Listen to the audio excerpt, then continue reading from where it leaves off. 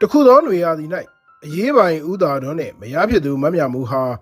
နေအိမ်ခြံဝင်းအတွင်းရှိတစ်ပင်ရေးအောင်မှထိုင်လျက်ရေခဲစိမ်ပြလက်ရေးတစ်လုံးစီတောက်ခါချမ်းသာသူတို့ရဲ့ထုံးစံတိုင်းဇိမ်ကျနေကြပါလေ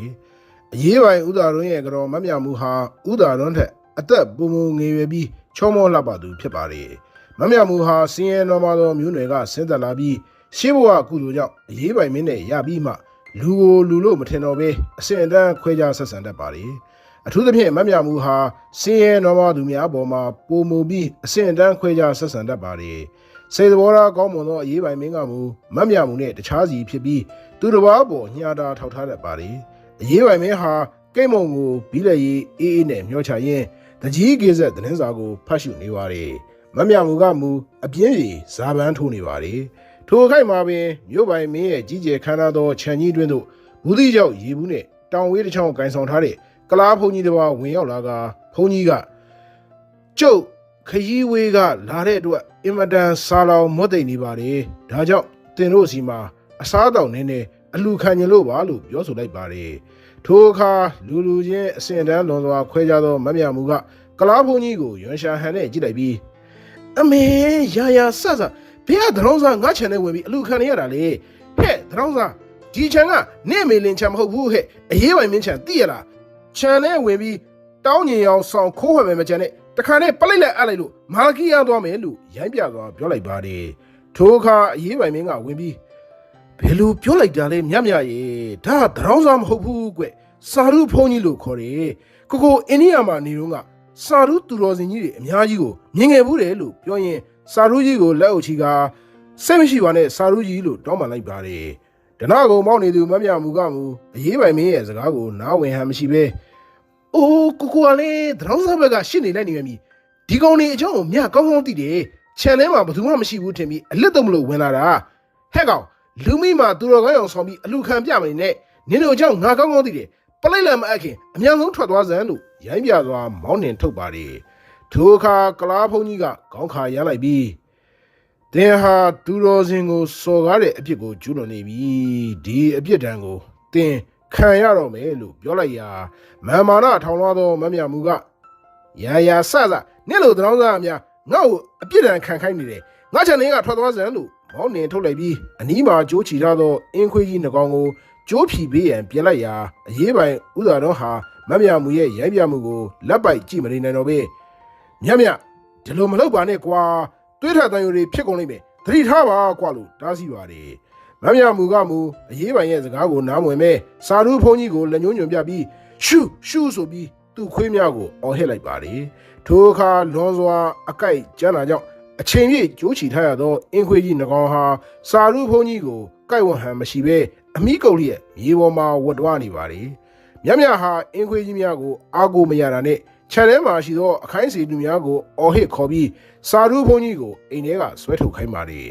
အစီကံများရောက်လာပြီးစာရုကြီးကိုဆွဲထုတ်ရန်ပြင်သောအခါစာရုကြီးကတင်းဟာသူတော်စင်ကိုအချင်းချင်းစော်ကားနေပြီ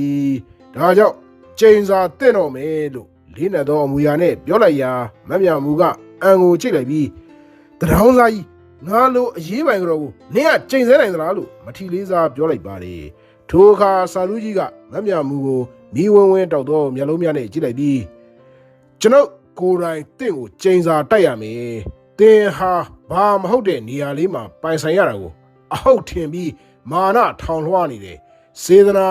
တရားမရှိတဲ့သူကိုကျွန်ုပ်အလူခံလို့စိတ်မရှိတော့ဘူးတင်းရဲ့နှလုံးသားထဲမှာမေတ္တာတရားခေါင်းပါနေတယ်စေတနာတရားကင်းမဲ့နေတဲ့တင့်ကိုကျွန်ုပ်ဆုံးမဖို့တာဝန်ဖြစ်လာပြီဒီကနေ့ကစပြီး9ရက်တီရှိတဲ့နေ့မှာ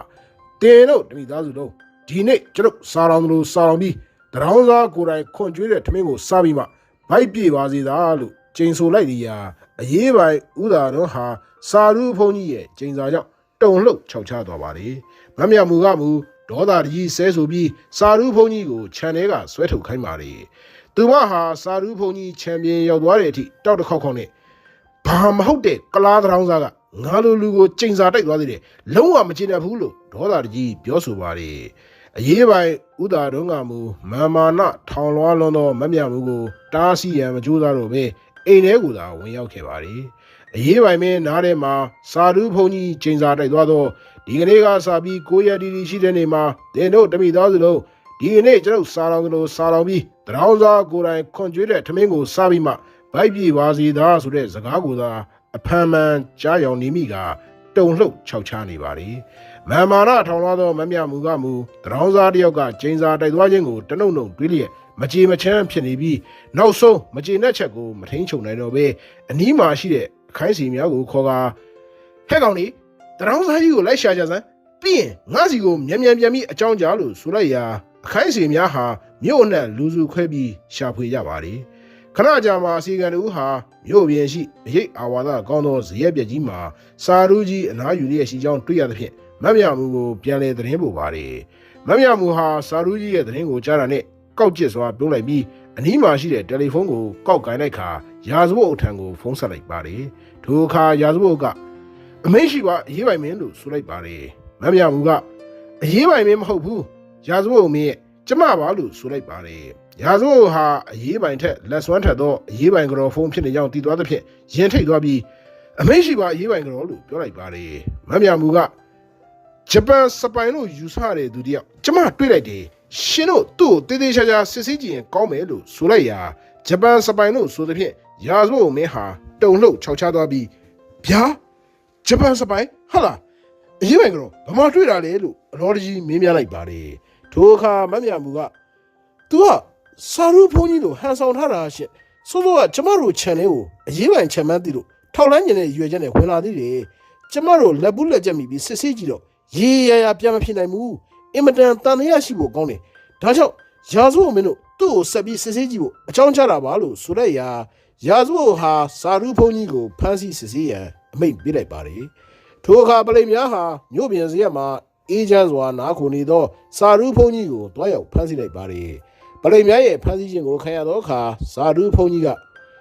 ဒီနေ့ဒီရက်မှာဒီလိုဒုက္ခမျိုးကြုံဆုံခံစားရမယ်ဆိုတာကျွန်ုပ်ရဲ့ကံကြမ္မာညွှန်ကြားချက်ထဲမှာပါပြီးသားပါဒီအတွက်ကျွန်ုပ်တုံ့လှုပ်ခြင်းမရှိပါဘူးလို့ဆိုရဲပလိမ်များခေါ်ဆောင်ရနောက်ကိုအေးစေးစွာလိုက်လာခဲ့ပါတယ်အရေးပိုင်ကြော်မမြမှုဟာစာရူးကြီးအားပလိမ်များဖမ်းဆီးစစ်ဆေးနေကြောင်းသိရတဲ့အခါငါ့ကိုကျင်းစာတိုက်တဲ့တရောင်းစားပလိတ်တွေညှင်းစေတဲ့အရာသာဘလောက်ခံနေရပြီလဲဆိုတာတွားကြည့်အောင်မယ်လို့ဆိုလျက်ဒရိုင်ဘာအားကားထုတ်ခိုင်းပြီးပလိတ်ဌာနကိုထွက်ခဲ့ပါတယ်ပလိတ်ဌာနကိုရောက်သောအခါအချုပ်ခန်းထဲမှာဖမ်းဆီးထားသောစာရူးကြီးအားတွားရောက်ကြည့်ရှုပြီးလှောင်ပြောင်တရော်သောအမူအရာနဲ့ဘယ်လိုလဲတရောင်းစားကြီးငါ့ကိုကျင်းစာတိုက်တဲ့အရာသာနင်သိပြီမလားဖားတူလို့ခရုခုံဖင်ကျိုးရုံပဲရှိမယ်သိရလားလို့ဆိုလိုက်ရာစာရူးကြီးကခေါင်းခါရမ်းလိုက်ပြီးသေဟာအလွန်မာမာနထောင်လွှားပြီးရိုင်းပြတဲ့မိန်းမတစ်ယောက်ဖြစ်တယ်။ဒါကြောင့်တင့်ကိုကျင်းစာတွေတစ်ခုပြီးတစ်ခုတိုက်ပြီးအပြစ်ဒဏ်ခတ်ရမယ်။သင်ဟ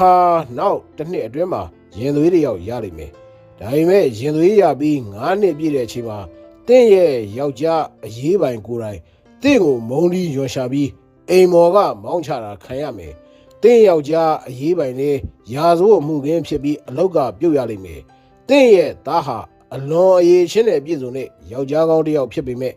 နောက်ဆုံးမှာသူ့အချစ်ဆုံးသားကသူ့ကိုပြန်တတ်လိမ့်မယ်ဒါဟာသူတော်စင်ကိုရိုင်းပြစော်ကားတဲ့မိန်းမတစ်ယောက်အတွက်အပြစ်ဒဏ်ပဲလို့ဆိုလိုက်ရာမမြမှုဟာစာရူးဘုန်းကြီးရဲ့ပြင်းထန်သောကျင်းစာကိုမကြားဝင်တော့သဖြင့်နားနှစ်ဖက်ကိုလက်နဲ့ပိတ်ပြီးပလိတ်ဌာနကနေထွက်ပြေးခဲ့ရပါတယ်နောက်တစ်နေ့စာရူးဘုန်းကြီးနဲ့ပတ်သက်ပြီးပြန်လည်ကြားသိရသည်မှာစာရူးဘုန်းကြီးဟာမြည်သည့်မိကုံကိုမျှမဖြေဘဲရေငုံနှုတ်ပိနေတယ်လို့ဆိုပါတယ်စာရူးဘုန်းကြီးရဲ့အပြုအမူကိုတီးမခံနိုင်သောပလိတ်မောင်မြင့်ဆိုသူကရိုက်နဲ့ညှင်းမရန်ပြင်ဆင်နေစဉ်မောင်မြင့်ဘိုက်ထဲရုတ်တရက်ထိုးအောင်လာပြီးဘိုက်ကိုလက်နဲ့ဖိကအမလေးဘိုက်ထဲအောက်လိုက်တာဘာဖြစ်တာလဲမသိဘူးလို့ဆိုလျက်ဆေးရုံကိုအမြန်ပြေးရကြောင်းတိုက်တိုက်ဆိုင်ဆိုင်ပင်ဌာနအုပ်ရဲ့သမီးလေးနဲ့ရုတ်တရက်ဖျားနာပြီးကိုပူချိန်ပြင်းထန်လာသဖြင့်ဆရာဝန်ကြီးကိုအမြန်ပြင့်လိုက်ရကြောင်းကြားသိရပါတယ်ထိုအချိန်ကစပြီးရာဇဝတ်ဟာစာရူးဘုန်းကြီးကိုထိတ်လန့်တုန်လှုပ်ပြီးတပ်တွေမခိုင်လုံးလို့ဆိုကအချုပ်ကပြန်လည်လွှတ်ပေးလိုက်ပါတယ်ထိုအခါအရေးပိုင်ဦးသာတော်ကဇနီးဖြစ်သူကိုခေါ်ပြီးအကျိုးအကြောင်းပြောကမြတ်ဘာဖြစ်လို့စာရူးဘုန်းကြီးကိုဒီလိုဒုက္ခပေးရတာလဲကွာကိုမလူချင်းတို့ခြံထဲကမောင်းထုတ်ပြီးပြီပလိတ်ဌာနမှာသူ့ကိုအရိုက်ခိုင်းတာတော့တိတ်လွန်လွန်းသွားပြီသူကသူတော်စင်တယောက်ဆိုကိုတို့ကိုအပြစ်ဒဏ်တင်နိုင်မယ်လို့ပြောလိုက်ရာမြတ်ကမျက်နာရှုပ်နေပြီး အမလေးကိုကပညာနဲ့တယောက်လုပ်နေပြီဒါရင်ယုံကြည်ရှိနေတယ်ပလိတ်ဌာနမှာဖြစ်နေတာကတိုက်ဆိုင်မှုတွေပါမြတော့သူ့စကားတွေကိုမယုံဘူးပလိတ်တွေကသရောင်းစားကြီးကိုပေါ်အောင်မစစ်နိုင်လို့စိတ်ကူးရင်ပြီးရှောက်ပြောနေတာနေမှာပါလို့ညင်းဆိုလိုက်ပါတယ်အရေးပိုင်မင်းကမူအဝေးစီကိုငေးကြည့်ပြီးခေါင်းခါရဲလျက်ကိုတို့ကခေပညာတဲ့ဆိုပြီးလောကီပညာကိုမယုံလို့မရဘူးကွအင်မတန်အစွမ်းထက်တဲ့လောကီပညာတွေတော်တော်များများအိန္ဒိယမှာတွေ့ခဲ့ဘူးတယ်ဒါကြောင့်ကိုနားမလည်တဲ့ကိစ္စတွေမှာပညာတွေကိုမစော်ကားတာအကောင်းဆုံးပဲလို့တီတိုပြောလိုက်ပါတယ်မြတ်ကမူလင်းဖြစ်သူရဲ့စကားကိုနားဝင်ဟန်မရှိပဲအယူသေးရန်ကောဟူသောအမူအရာနဲ့မျက်နာကိုမဲ့လိုက်ပါတယ်အထက်ပါကိစ္စရဲ့များဖြစ်ပွားပြီးတပတ်ခန့်ကြာသောအခါအရေးပိုင်မင်းဟာအနီးနားရွာများကိုစိတ်ပြေလက်ပြောက်ငှက်ပြစ်ထွက်ရန်ပြင်ဆင်နေရာအရေးပိုင်ကြောကိုယ်တိုင်လိုက်ပါလာခဲ့ပါတယ်အရေးပိုင်တွေများဟာမြို့နယ်ရှစ်မိုင်ကဝေးသောဇရက်ကြီးရွာဘူထဲမှာတဲလျက်အနီးပတ်ဝန်းကျင်မှာရှိသောငှက်များကိုရှာဖွေပစ်ခတ်ပါတယ်အရေးပိုင်မင်းဟာစိတ်ပြေလက်ပြောက်နှစ်ရက်ခန့်ငှက်ပြစ်ပြီးတဲ့နောက်မြို့ပေါ်ကိုပြန်လာခဲ့ပါတယ်အင်ကိုပြေရောက်လာသောအခါခြံရှိမှာကောင်းဟွန်တီးတော်လဲညီသည့်အစီကံမျှထွက်မကြိုကြသဖြင့်မမြမူဟာအစီကံတရားကိုဒေါသတကြီးလာခဲ့ပါတယ်တရားရှိကိုရောက်သောအခါထူးထူးခြားခြားတကားများကိုအလုံးပိတ်ထားသဖြင့်မမြမူကဟဲ့အစီကံနင်တို့နေကင်းကြောင်တော့တကားပိတ်ပြီးအထဲမှာတင်နေကြတာလားငါတို့ဒီလောက်ကောင်းဟွန်တီးတာမကြိုက်အောင်နင်တို့နားပေးနေသလားလို့အော်ဟစ်ဆူပူပါတယ်ထိုအခါမှပင်တကားပွင့်လာပြီးအစီကံတူတရေတွေရိုင်ထွက်လာကတခင်မကျွန်တော်တော့မကပ်ပါနဲ့ခင်ဗျာကျွန်တော်တို့မိသားစုပလေယောဂါဖြစ်နေပါတယ်ကျွန်တော်မျိုးရဲ့သားကြီးမျိုးထဲမှာအလုပ်လုပ်ရင်ကုဆက်လာတာပါလို့ဆိုလိုက်ရာမမြမူဟာနှွေးခေါင်းခေါင်းမိုးကြိုးပြစ်ခံရတဲ့ကဲ့သို့အထိတ်တလန့်ဖြစ်သွားပြီးကားရှိရာကိုဂမှုရှုတို့ပြန်ပြေးပါတယ်ကားစီကိုရောက်သောအခါအရေးပိုင်မင်းကိုဂမန်ဂရန်ပြောပြီ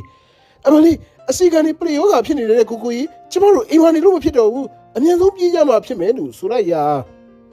အရေးပိုင်မင်းလည်းတုံလို့ခြောက်ချသွားပြီးဒေါက်တာဗနာကြီးကိုအမြန်အဆုံးဆက်အကြောင်းကြားပြီးပိုးသက်စီတွေဘာတွေဖြတ်မှဖြစ်မယ်လောလောဆယ်ကိုတို့အိမ်မနေလို့မဖြစ်ဘူးအနီးနားကဘူရဲတစ်ခုမှတွားပြီးတဲမှဖြစ်မယ်လို့ပြောလိုက်ပါတယ်ခဏကြာရင်ဒေါက်တာဗနာကြီးနဲ့အစိုးရကျန်းမာရေးဌာနကလူများရောက်ရှိလာသဖြင့်အရေးပိုင်မင်းဟာအိမ်ထဲမှာဆက်ပြီးမနေတော့ဘဲအနီးဆုံးမြို့ရှိရာဘူရဲကိုပြေးပါတယ်ဘူရဲကိုရောက်သောအခါအရေးပိုင်လင်များဟာဘူရဲမှာအလွန်ဆာလောင်နေသဖြင့်ဘူရဲဆောင်ကိုအနီးဆုံးကာကာဆိုင်မှကော်ဖီနဲ့မုံများဝယ်ခိုင်းလိုက်ပါတယ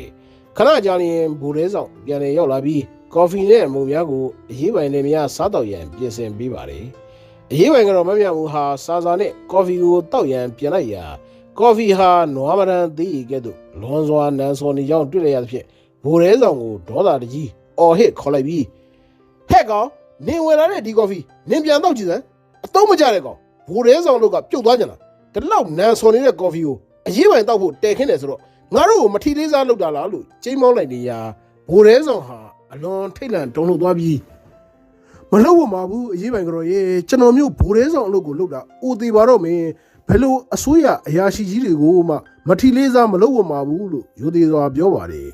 မမြမူကမူဘူရဲဆောင်ရဲ့စကားကြောင့်ဒေါသဘုံထသွားပြီးမလုပ်ဝမှုဆိုရင်ဟော်ဒီကော်ဖီကနင်းတောက်ကြည့်စမ်းမတောက်ရင်တော့နင့်ကိုအလုပ်အဖြုတ်ပဲလို့ဆိုလိုက်ရာဘူရဲဆောင်ဟာကြောက်ကြောက်နဲ့ကော်ဖီပကံကိုယူကြည့်ပါတယ်အရေးပိုင်ကြော်ကကဲတောက်ကြည့်လေနင်မတောက်ရဲဘူးမလားလို့ဆိုလိုက်ပါတယ်ဘူရဲဆောင်ဟာကော်ဖီပကံကိုတုံရင်သောလက်များနဲ့ကင်ထားရင်းအနှဲငယ်တောက်ကြည့်ပါတယ်ထို့နောက်နားမလဲဟန်နဲ့အရေးပိုင်လင်များကိုကြည့်က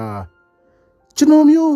ကော်ဖီတောက်တာဘာထူးခြားမှုမှမတွေ့ပါဘူးကော်ဖီနံလေးမွေးပြီးအရသာရှိပါတယ်လို့ဆိုလိုက်ရာမမြမူဟာဘူရဲဆောင်ကိုစိတ်မထိန်နိုင်တော့ပဲအနီးမှာရှိသောဂျိုင်းနဲ့ပြစ်ပေါင်ရန်ကြံလိုက်ပါတယ်ထိုအခိုက်မှာပင်အရေးပိုင်မင်းဟာသူတို့လင်မယားကိုကျင်းစာတိုက်သွားတဲ့စာရူးကြီးရဲ့စကားကိုပြန်လည်ကြားရောက်လိုက်ပြီးယနေ့ဟာစာရူးကြီးကျင်းစာတိုက်သောရက်ကရေတွက်လျင်9ရက်တိတိပြည့်မြောက်တဲ့နေ့ဖြစ်ကြောင်းသတိရလိုက်ပါတယ်ထို့ကြောင့်မမြမူရဲ့လက်ကိုဆွဲလိုက်ပြီးခဏနေဦးမြစာရူးဖုန်းကြီးကျင်းစာတိုက်သွားတာမှတ်မိလားသူပြောခဲ့တာဒီနေ့ဆို9ရက်တိတိရှိပြီသူ့ကျင်းစာကြောင့်တို့လင်မယားတွေဒုက္ခဖြစ်နေတာလားလို့အထိတ်တလန့်ပြောဆိုလျာမမြမူဟာစာရူးကြီးတိုက်သွားသောကျင်းစာစကားများကိုပြန်လည်ကြားရောက်လာပါတယ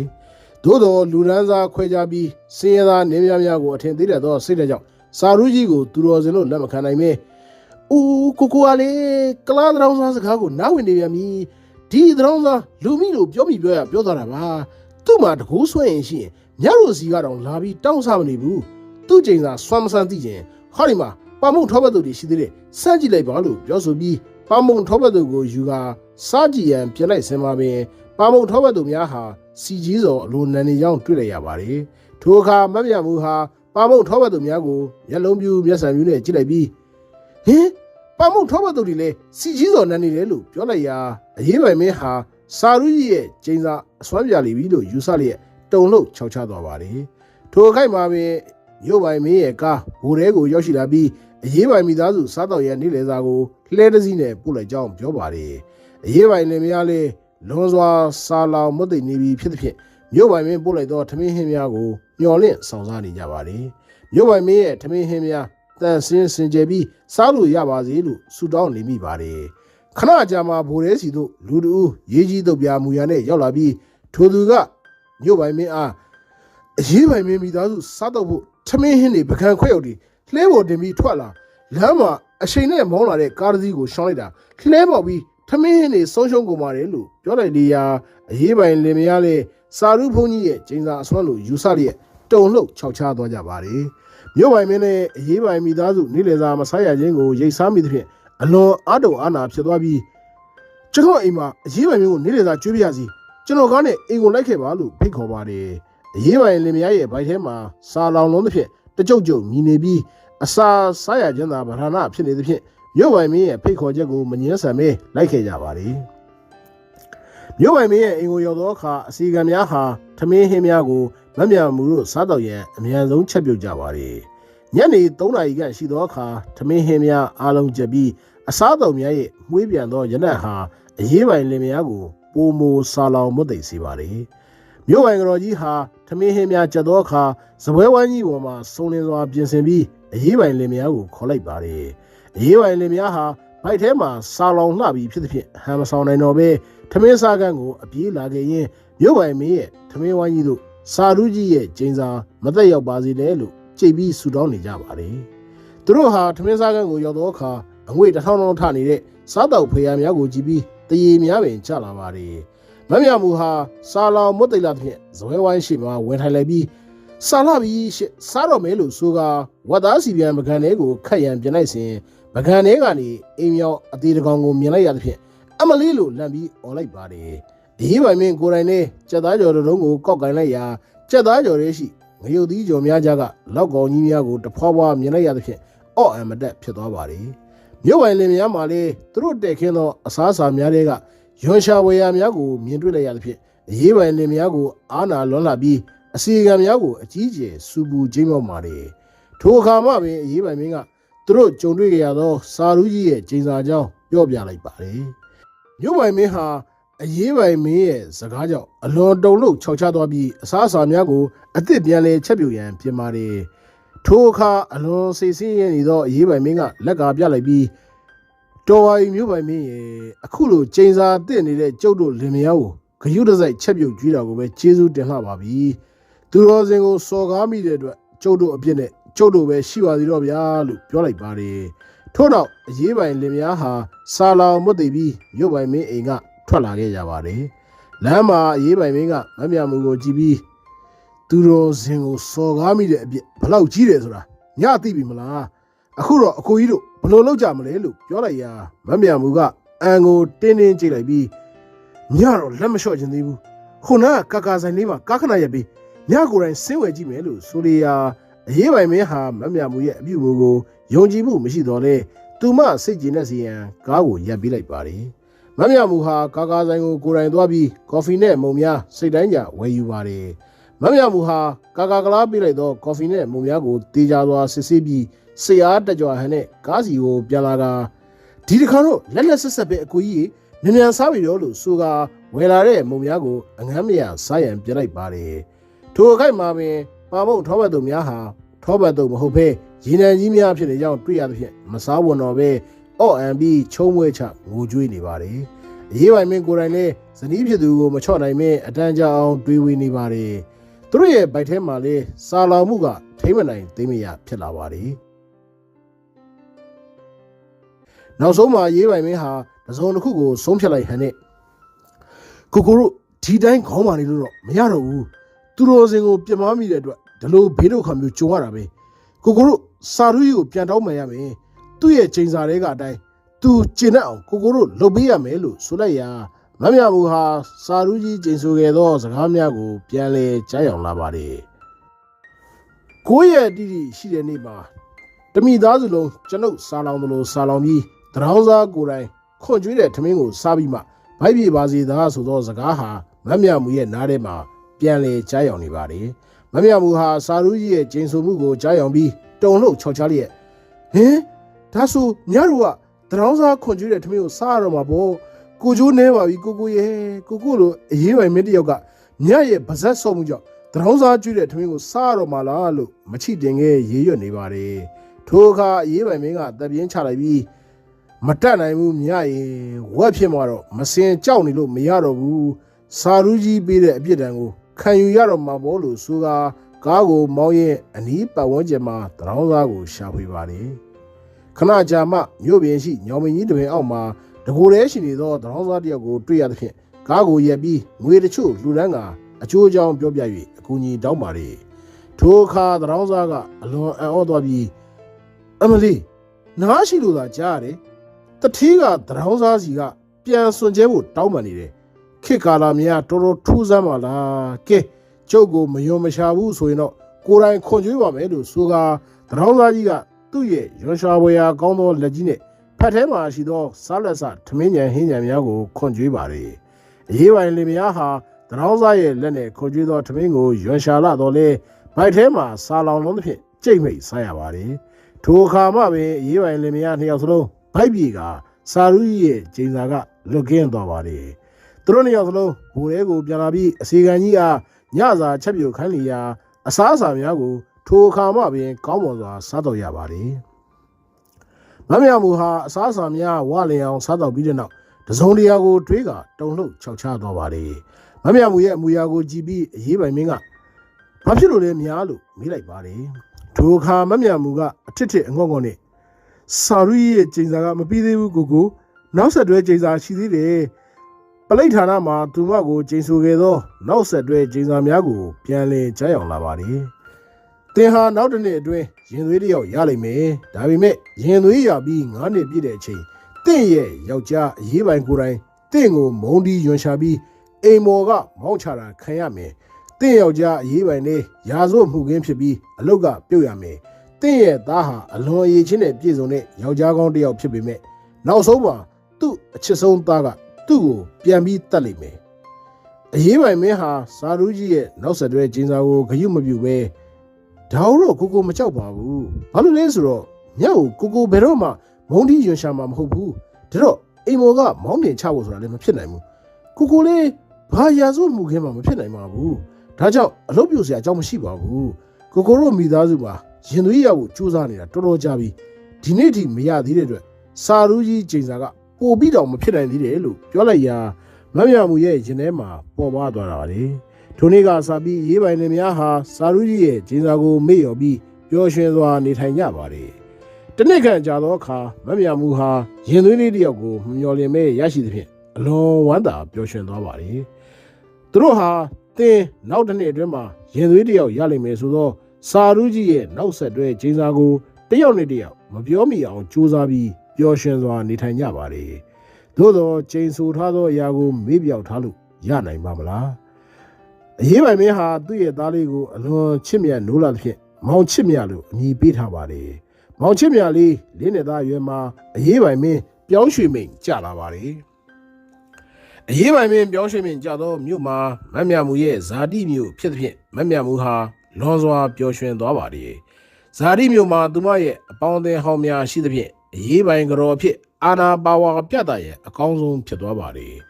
မမြမူဟာဇာတိမြို့ကိုရောက်သောအခါမိတ်ဆွေပေါင်းသင်းများကိုဖိတ်ပြီးကြီးကျယ်ခမ်းနားသောပါတီဝဲတစ်ခုပြုလုပ်ပါတယ်ထိုပါတီဝဲကိုတက်ရောက်သူတိုင်းမမြမူရဲ့ပြည့်စုံကြွယ်ဝသောဘဝကိုအားကြကြကုန်ပါတယ်မမြမူရဲ့ပါတီဝဲကိုတက်ရောက်သူများထဲမှာအထူးခြားဆုံးလူတစ်ဦးရှိပါတယ်ထိုသူမှာမမြမူရဲ့ရည်စားဟောင်းခင်ကြီးဖြစ်ပါတယ်ခင်ကြီးကိုဆင်းရဲနွမ်းပါမှုနဲ့မမြမူကမယူလို့ဆိုကာထားရခဲ့ခြင်းဖြစ်ပါတယ်ယခုမမြမူဟာခင်ကြီးအပေါ်တင်ရှိသောသူမရဲ့အဖြစ်ကိုကြည်စင်ရန်လို့ငါပါတီဝဲကိုဖိပြီးကောင်းမွန်စွာဧည့်ခံပါတယ် သို့တော်ခင်ကြီးဟာရခင်ကခင်ကြီးမဟုတ်တော့ကြီးအနီးအနားမျိုးရှိသမားတော်ကြီးတို့ထံမှာတပည့်ခံပြီးအကျော်ဝိဇာဆရာခင်ကြီးဖြစ်နေပြီခင်ကြီးဟာမမြမှုပြန်လာပြီလို့သတင်းကြားကလေးကလာကြီးစိန်နဲ့အခွင့်သားလျင်လက်စားချေမယ်လို့စိတ်ပိုင်းဖြတ်ထားပါတယ်ထို့ကြောင့်မမြမှုနဲ့ပါတီဝဲမှာတွေ့ဆုံသောအခါညဒီနေ့ထိလှနေတော့မယ်နော်ကိုတော့ညကိုတရက်မှမေ့မရဘူးကွယ်လို့ပြည်တီဆိုလိုက်ပါတယ်အရေးပိုင်မင်းမရှိကြမမြမှုရဲ့အိမ်ကိုအကြောင်းမရှိအကြောင်းရှာပြီးမကြာခဏသွားလေပါတယ်ထို့သို့သွားလေတဲ့အခါတိုင်းမမြမှုနှစ်သက်မဲ့စကားများနဲ့ညှောက်ပင့်ပြောဆိုပါတယ်ဒီနေ့မှာမမြမှုဟာမိဖို့ကြောင့်မှခြေချော်ပြီးလဲပါတယ်ထိုအခိုက်မှာပင်လူရုပ်မှာခင်ကြီးရောက်လာပြီးမမြမှုရဲ့ခြေထောက်ကိုအကျော်ပြင်းပြင်းညာနဲ့ကုစားပေးမယ်လို့ဆိုကာအခန်းထဲရှိဂရင်ပေါ်မှာအိတ်ခိုင်းပါတယ်အိမ်ရှိအစီကံမာလေးကိုလည်းအိမ်နဲ့အလွန်ဝေးသောအရက်ကမုံညင်းစီတပလင်းဝယ်ခိုင်းလိုက်ပါတယ်အစီကံမာလေးဟာမြို့အနှံ့ခြေတူအောင်ရှောက်ပြီးမုံညင်းစီတပလင်းရရှိလာပါတယ်အစီကံမာလေးမုံညင်းစီဝယ်ပြီးအိမ်ပြန်ရောက်လာသောအခါမမြမှုရဲ့ဝေဒနာဟာမုံညင်းစီလိမ့်ရမယ်မလို့တော့ပဲလူရုပ်မှာခင်ကိုဖိရင်ဖိပြုစုသဖြင့်တက်တာပျောက်ကင်းနေကြပြီခင်ဟာနောက်နေများမှာလဲမမြမှုရဲ့ဝေဒနာကိုကုစားပေးမယ်လို့အကြောင်းပြကာအင်ကိုနေ့စဉ်ရောက်ရှိလာပါတယ်ခင်ရောက်တဲ့အချိန်တိုင်းအရေးပိုင်မဲမရှိတဲ့အချိန်ကများနေပါတယ်ခင်ဟာမမြမှုရဲ့အင်ကိုရောက်တာနဲ့အစီကံမာလေးကိုအကြောင်းမရှိအကြောင်းရှာအိမ်ကနေထွက်ခွာစေပါတယ်မမြမှုဟာအရေးပိုင်မဲမရှိကြအင်ကိုခင်မကြာခဏလာရောက်ခြင်းကိုနှစ်သက်နေရအရေးပိုင်မဲမသိအောင်ဖုံးဖိထားပါတယ်ဒီနေ့မှာအင်စီမာလေးဟာပယာစည်းဆိုင်ကိုသွားပြီးခင်ဝယ်ခိုင်းလိုက်တော့ပယာစည်းများကိုဝယ်ရန်ထွက်လာပါတယ်သို့တော်ပယာစည်းဆိုင်ပိတ်နေသဖြင့်အင်ကိုပြန်လာခဲ့ပါတယ်အင်ကိုရောက်သောအခါတအိမ်လုံးတိတ်ဆိတ်နေပြီးအိမ်ရဲ့ဧကန်းမှာမောင်ချစ်မြလေးတူးတဲ့စော်ကစားနေကြောင်းတွေ့ရပါတယ်အစီကံမာလေးဟာခင်ကိုအချိုးချောင်းပြောရန်အိမ်ပေါ်ရက်ကိုတက်ခဲ့ပါတယ်အိမ်ပေါ်ရက်ကိုရောက်သောအခါအိတ်ခမ်းတကားကိုပိတ်ထားပြီးအိတ်ခမ်းထဲကအချစ်ဘလူးနေသောအတန်များကိုကြက်ရသဖြင့်အစီကံမာလေးဟာရင်တုံပန်းတုံဖြစ်ပြီးအပေါ်တက်ကနေကမန်းကနန်ပြန်ဆင်းလာခဲ့ပါတယ်အရေးပိုင်မင်းသိရင်မိုးမီလောင်တော့မှတည်ကြပါတယ်အစီကံမာလေးဟာအိမ်မှာဆက်ပြီးအလုံးမလုံးဝင်တော့ပဲအမြန်ဆုံးအလုပ်ထွက်ရန်ဆုံးဖြတ်လိုက်ပါတယ်အစီကံမာလေးဟာတရက်နှစ်ရက်ခန့်ကြာသောအခါမိခင်ကြီးနေမကောင်းခြင်းကိုအကြောင်းပြပြီးအရေးပိုင်မင်းရဲ့အိမ်ကထွက်ခဲ့ပါတယ်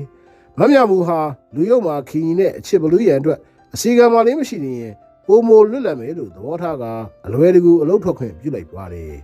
အစီကံမာလေးအလုပ်ကထွက်ပြီးအကျော်ရောင်းသောအလုပ်နဲ့အသက်ဝေးဝမ်းကြောင်းပြုပါတယ်ဒီနေ့မှာအင်စီမာလေးဟာပူပြင်းသောနေအောင်အောက်မှာအကျော်ဆုံးလေရောက်ရင်ခေါင်းထဲမှာမူးဝေပြီးလဲကျမေမျောသွားပါတယ်ထို့သို့မေမျောသွားချိန်မှာအရေးပိုင်မင်းရဲ့ကားဟာတိုက်တိုက်ဆိုင်ဆိုင်သူမရှိရောက်လာပြီးဆေးရုံကိုကားနဲ့လိုက်ပို့ပေးလိုက်ပါတယ်အစီကံမာလေးသတိရလာသောအခါအရေးပိုင်မင်းကဘင်းငါအိမ်မှာအေးအေးဆေးဆေးနေနိုင်ရတဲ့ဘာလို့နေဘူးလဲမှာပြင်းပြင်းမမဈေးရောက်နေရတာလေလို့မေးလိုက်ပါတယ်အစီကံမာလေးဟာအရေးပိုင်မင်းကိုဖြေဆိုရန်ဘဝမရဲဖြစ်သွားပါတယ်အရေးပိုင်မင်းကကြောင်အန်းကြည့်နေသောအင်စီမာလေးကိုကြည့်ပြီးနောက်တစ်ကြိမ်ထပ်မေးပါတယ်အင်စီမာလေးဟာအရေးပိုင်မင်းရဲ့မိကုံကိုမဖြေနိုင်မင်းခေါင်းကိုသာငုံနေပါတယ်ပြီးတဲ့နောက်အရေးပိုင်မင်းကိုလက်အုပ်ချပြီးကျေးဇူးရှင်အရေးပိုင်မင်းကိုထိုင်ကြော့ခွင့်ပြုပါလို့ဆိုကာအရေးပိုင်မင်းကိုထိုင်ကြော့ပါတယ်အရေးပိုင်မင်းပြန်လဲထောက်ခွာကနေမှအစီကံမာလေးကလက်အုပ်ချပြီးမိချောင်းမင်းရေခင်းပြတယ်မထင်ပါနဲ့ရှင်အရေးပိုင်မင်းကိုမိသားစုကိုဂရုစိုက်လိုက်ပါအောင်လို့ပြောလိုက်ပါတယ်အရေးပိုင်မင်းဟာသူမကိုမေးမြန်းရန်ကြံလိုက်ပြီးတဲ့နောက်စိတ်ကူးပြောင်းသွားသဖြင့်မမီးတော့ပဲကြောခိုင်းထွက်သွားပါတယ်အရေးပိုင်မင်းဟာနောက်နေ့ရုံးလိုများလောက်ကန်ရဲ့အစီကံမာလေးရဲ့စကားများကိုပြန်လေကြားအောင်လာကယနေ့အင်ကိုစောစောပြန်ရန်ဆုံးဖြတ်လိုက်ပါတယ်အရေးပိုင်မင်းဟာကားကိုကိုယ်တိုင်မောင်းပြီးပြန်လာခဲ့ပါတယ်အင်ကိုရောက်သောအခါတအိမ်လုံးတိတ်ဆိတ်ငြိမ်သက်နေပြီးဧကန်းထဲမှာသားလေးမောင်ချစ်မြအိပ်ပျော်နေကြောင်းတွေ့ရပါတယ်အရေးပိုင်မင်းဟာဇနီးဖြစ်သူကိုအံ့ဩစီလိုသောရည်ရွယ်ချက်ကြောင့်အတန်မပေးဘဲအိမ်ပေါ်ရက်ကိုတက်ခဲ့ပါတယ်အပေါ်ရက်ကိုရောက်သောအခါအိတ်ခမ်းတကားပိတ်ထားသဖြင့်အရေးပိုင်မင်းဟာမိမိမှာရှိသောတော့တန်အပူနဲ့တကားကိုအသာယာဖွင့်လိုက်ပါတယ်ထိုအခါအိတ်ခမ်းထဲမှာအချစ်တလန်ထနေသောခင်ရီနဲ့မမြမှုတို့ဇုံတွဲကိုပတ်ပင်းမိပါတယ်အရေးပိုင်မင်းဟာမြင်ရသောမြင်ကွင်းကြောင့်မျက်လုံးများပြာဝေသွားပြီးသွေးများပုတ်ပွက်ဆူလာကအမားအမှန်မမြင်နိုင်တော့ပဲ6လုံးမျိုးသနက်ကိုထုတ်လျက်လူရုပ်မှာခင်ရီကိုဒိုင်းကနေပြစ်လိုက်ပါတယ်သို့တော့အရေးပိုင်မင်းစိတ်လှုပ်ရှားနေသဖြင့်ခင်ရီကိုမထီပဲလွဲချော်သွားပါတယ် မြောက်ဆက်ခင်းနေသောမမြတ်ဘူးလေဂရင်ဘော်ကနေကမန်းကရန်ထပြေးပါတယ်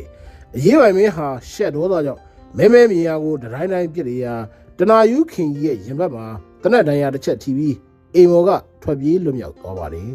အရေးပိုင်မင်းဟာကျမ်းပြေပေါ်မှာလဲကျနေသောမမြတ်မှုကိုနောက်ဆုံးကျန်နေသောကြည်တော်နဲ့ပြည့်ရန်ကြံလိုက်ပါတယ်မမြတ်မှုကအထိတ်ထိတ်အလက်လက်နဲ့မလို့ပါနဲ့ကိုရေကြောက်လာပါပြီတောင်းပန်ပါတယ်လို့တောင်းပန်ပါတယ်အရေးပိုင်မင်းဟာရင်ထဲမှာနာကျင်သောသဖြင့်မမြတ်မှုကိုအသေးသက်ရန်ကြံလိုက်ပါတယ်ထိုအခိုက်မှာပင်သူ့ရဲ့နောက်မှာအမေကိုမပြစ်ပါနဲ့ဖေဖေရဲ့မပြစ်ပါနဲ့ဆိုတော့အတန်ကိုကြားရပြီးမမြတ်မှုရဲ့အရှိတို့သားဖြစ်သူမောင်ချစ်မြတ်ကဝင်ရောက်ကာကွယ်လိုက်ကြောင်းတွေ့လိုက်ရပါတယ်အရေးပိုင်မင်းလည်းသားဖြစ်သူရဲ့ဒဇာဇာတောင်းပန်နေသောအမူအရာကိုမကြည့်ရတာကြောင့်အန်ကိုတင်းတင်းကြည့်လိုက်ပြီးတနက်ကိုလွှတ်ချလိုက်ပါတယ်မိမိဒေါသရှိထားပြီးမိမိရုပ်ကိုတက်ဖြတ်မိနေရင်သားဖြစ်သူမိခင်မဲ့သွားပြီလိမ့်မည်အရေးပိုင်မင်းဟာစိတ်တော်ကိုပါပြုမိသောကြောင့်အလုတ်ကနေရန်နာခြင်းခံရပြီးအရှက်တကွဲအကျိုးနဲ့ဖြစ်ရပါတယ်အရေးပိုင်မင်းဟာမယားဖြစ်သူကိုဆက်လက်ပေါင်းသိရန်ဆန္ဒမရှိတော့သဖြင့်အိမ်မော်ကမောင်းထုတ်လိုက်ပါတယ်မမြမူဟာအရေးပိုင်မင်းအိမ်မော်ကနှင်ချခံရသောအခါနောင်တာကြီးစွာရပြီးငိုယိုပါတယ်မမြမူကအရေးပိုင်မင်းကိုကြော်ရင်းဒါဒီအားလုံးကျမတို့ရဲ့မိုင်မဲမှုကြောင့်ဖြစ်ရတယ်ဆိုပေမဲ့စာရုရဲ့အကြီးစားကိုအကူကြီးတတိယပါဒီလိုဖြစ်ဖို့အတွက်စာရုရဲ့အကြီးစားကဖန်တီးခဲ့တာပါလို့ပြောရင်းအိမ်မော်ကနေနောင်တာကြီးစွာရပြီးဆင်းသွားခဲ့ပါတယ်အရေးပိုင်မင်းဟာထိုနေ့ကစားပြီးအိမ်နဲ့ခြံကိုရောင်းကမထင်မရှားမြို့လေးတစ်မြို့မှာဇက်မြုပ်ပြီးနေထိုင်ပါတယ်အရေးပိုင်မင်းဟာအိမ်တော်ကြီးအစင်မပြေမှုကြောင့်စိတ်တဲ့ကြဆင်းကအရက်သမားကြီးလုံးလုံးဖြစ်သွားပါတယ်အရေးပိုင်မင်းဟာမြည်သည့်စီးပွားရေးအလုပ်ကိုမြမလုပ်တော့ဘဲအရက်ကျွန်းလုံးလုံးဖြစ်သွားပါတယ်မောင်ချစ်မြလေးဟာဖခင်နဲ့အတူစင်းရဲနွမ်းမစွာနေထိုင်ရပါတယ်အရေးပိုင်မင်းဟာနှစ်အတန်ကြာသောအခါထူခွဲရောင်းချစရာဆို၍ဘာတစ်ခုမှမကြံတော့ကြီးထိုအခါမှပင်မြို့ပေါ်ရှိကျောင်းသားတို့အားအင်္ဂလိပ်စာသင်ပြပေးသောလုပ်ကိုလုပ်ကင်ပါတယ်မောင်ချစ်မြဟာထိုကလေးများနဲ့ရောပြီးအင်္ဂလိပ်စာသင်ရပါတယ်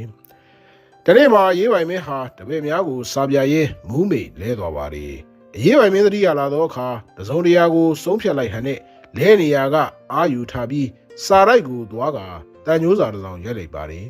တန်ညိုးစာရိုက်ပြီးတဲ့နောက်တစုံတယောက်ကိုစောင့်မျှော်နေပါတယ်ဖခင်ကစိတ်သက်ကြနေဟန်ရှိသောမောင်ချစ်မြရဲ့ပခုံးကိုဖတ်လိုက်ပြီးအားမငယ်နဲ့ငါသားအဖေစစ်ကူခေါ်ထားတယ်သူတို့ရောက်လာလိမ့်မယ်လို့ပြောလိုက်ပါတယ်မောင်ချစ်မြကအားမငယ်ပါဘူးဖေရဲ့အဖေကျမ်းမာရေးကိုသာဂရုစိုက်စမ်းပါလို့ပြောလိုက်ပါတယ်များမကြမီရက်တွင်မှာပင်အရေးပိုင်မင်းနေထိုင်သောအိမ်စုပ်ကလေးတို့တကလက်ဘောင်းမီနဲ့ကိုအင်းကြီးဝတ်ဆင်ထားသောလူကြီးတို့ရောက်ရှိလာပြီးမောင်ချစ်မြဖခင်ရဲ့ပခုံးကိုဖက်ခါဖြစ်ရတယ်တာတော့ရဲ့ဘာကြောင့်များငါတို့ကိုနှစ်ရှည်လာများအဆက်ဖြတ်ထားရတာလဲကွာလို့ဆိုလိုက်ရာအရေးပိုင်မင်းကအန်ကိုကြည့်လိုက်ပြီးကျုပ်ရှက်လွန်းလို့ပါဗျာဒီကောင်မကြောင့်ကျုပ်လောကမှာလူလို့မရတော့ဘူး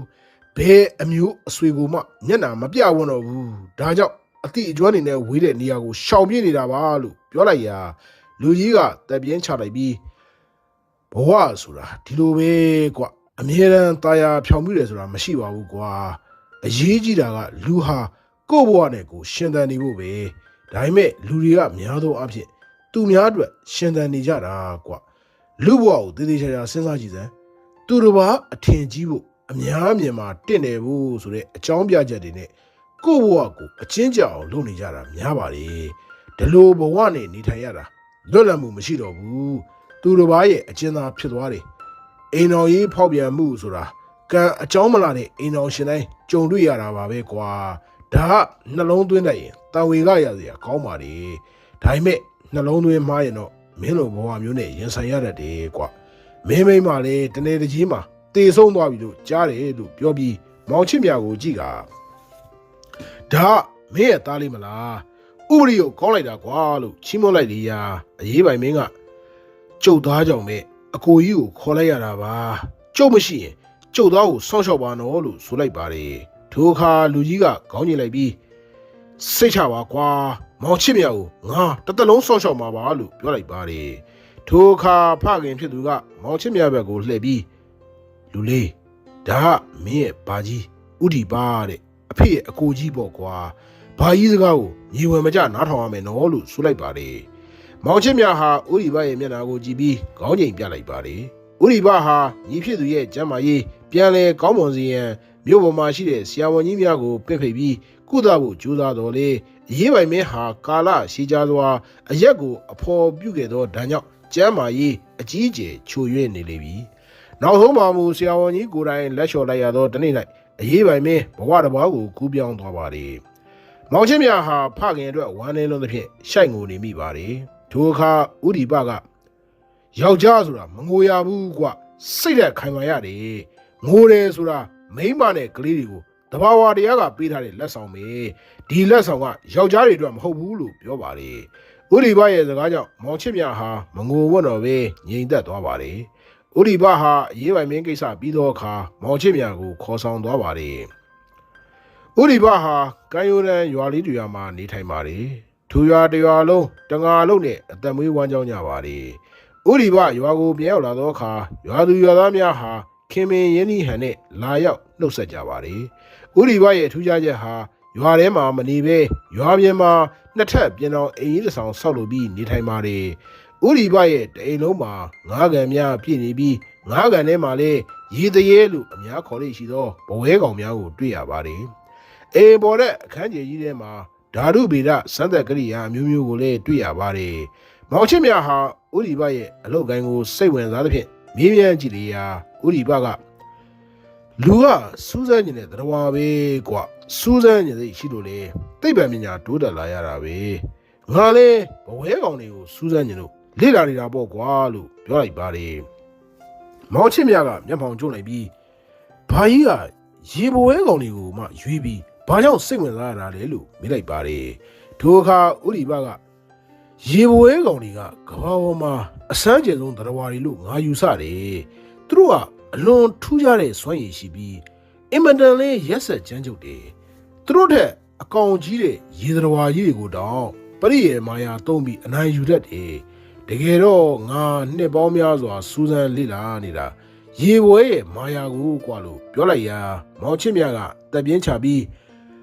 လောကမှာအလွန်ပရိယေမာယာများတဲ့လူသဘာဝကိုတောင်လေ့လာမယ်ဆိုရင်မစိုးနိုင်သေးဘူးဘာကြီးရေဘွဲကလူတော့များမာယာများဦးမလားဗျာလို့ဆိုလိုက်လေရာဥဒီဘကသဘောကျဟန်နဲ့ရီမောလိုက်ပါလေမင်းမဆိုးဘူးခေါင်းထဲမှာအုံတော်ရှိသားပဲမင်းပြောတာမှန်တယ်လောကမှာလူထက်ပိုပြီးမာယာများတယ်လို့မရှိဘူးဒါပေမဲ့ငါလေ့လာနေတဲ့ရေဘွဲတွေရဲ့မာယာဆိုတာမင်းပြောတဲ့မာယာနဲ့မတူဘူးကွာလို့ပြောပါတယ်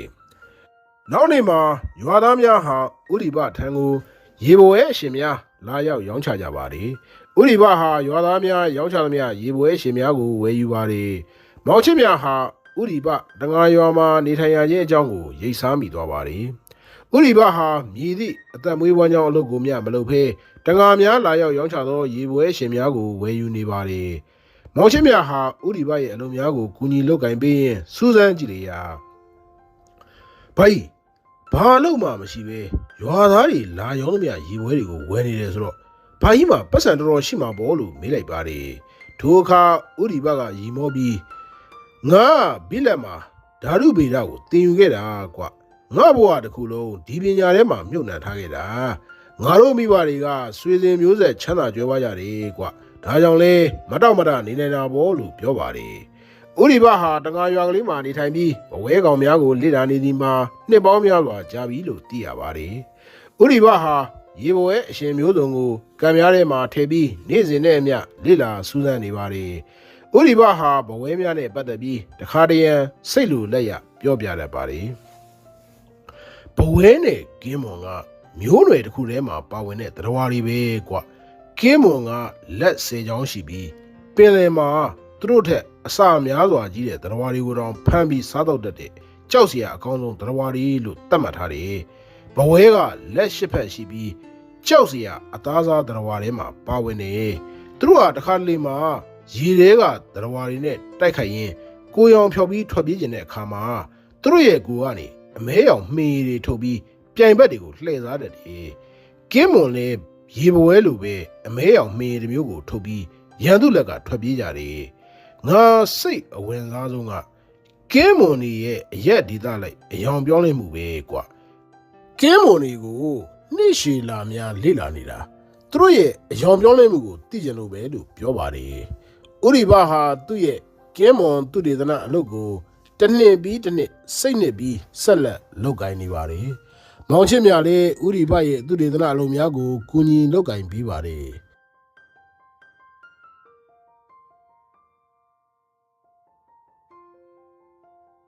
ဥရိဘဟာကင်းမွန်များကိုနီးမျိုးမျိုးနဲ့ဓာတ်ခွဲစမ်းသပ်ပြီးတဲ့နောက်တနေ့မှာစိတ်လိုရှားဟန်နဲ့အော်ဟစ်လိုက်လေရာမောင်ချစ်မြဟာဥရိဘထံသို့ကပန်းကရန်ရောက်သွားပြီးဘာဖြစ်လို့လဲဘာကြီးလို့မေးလိုက်ပါတယ်ဥရိဘကဝမ်းမြောက်ဝမ်းသာမူရာနဲ့ငါရဲ့နောက်ဆုံးစမ်းသပ်မှုအောင်မြင်ပြီကွ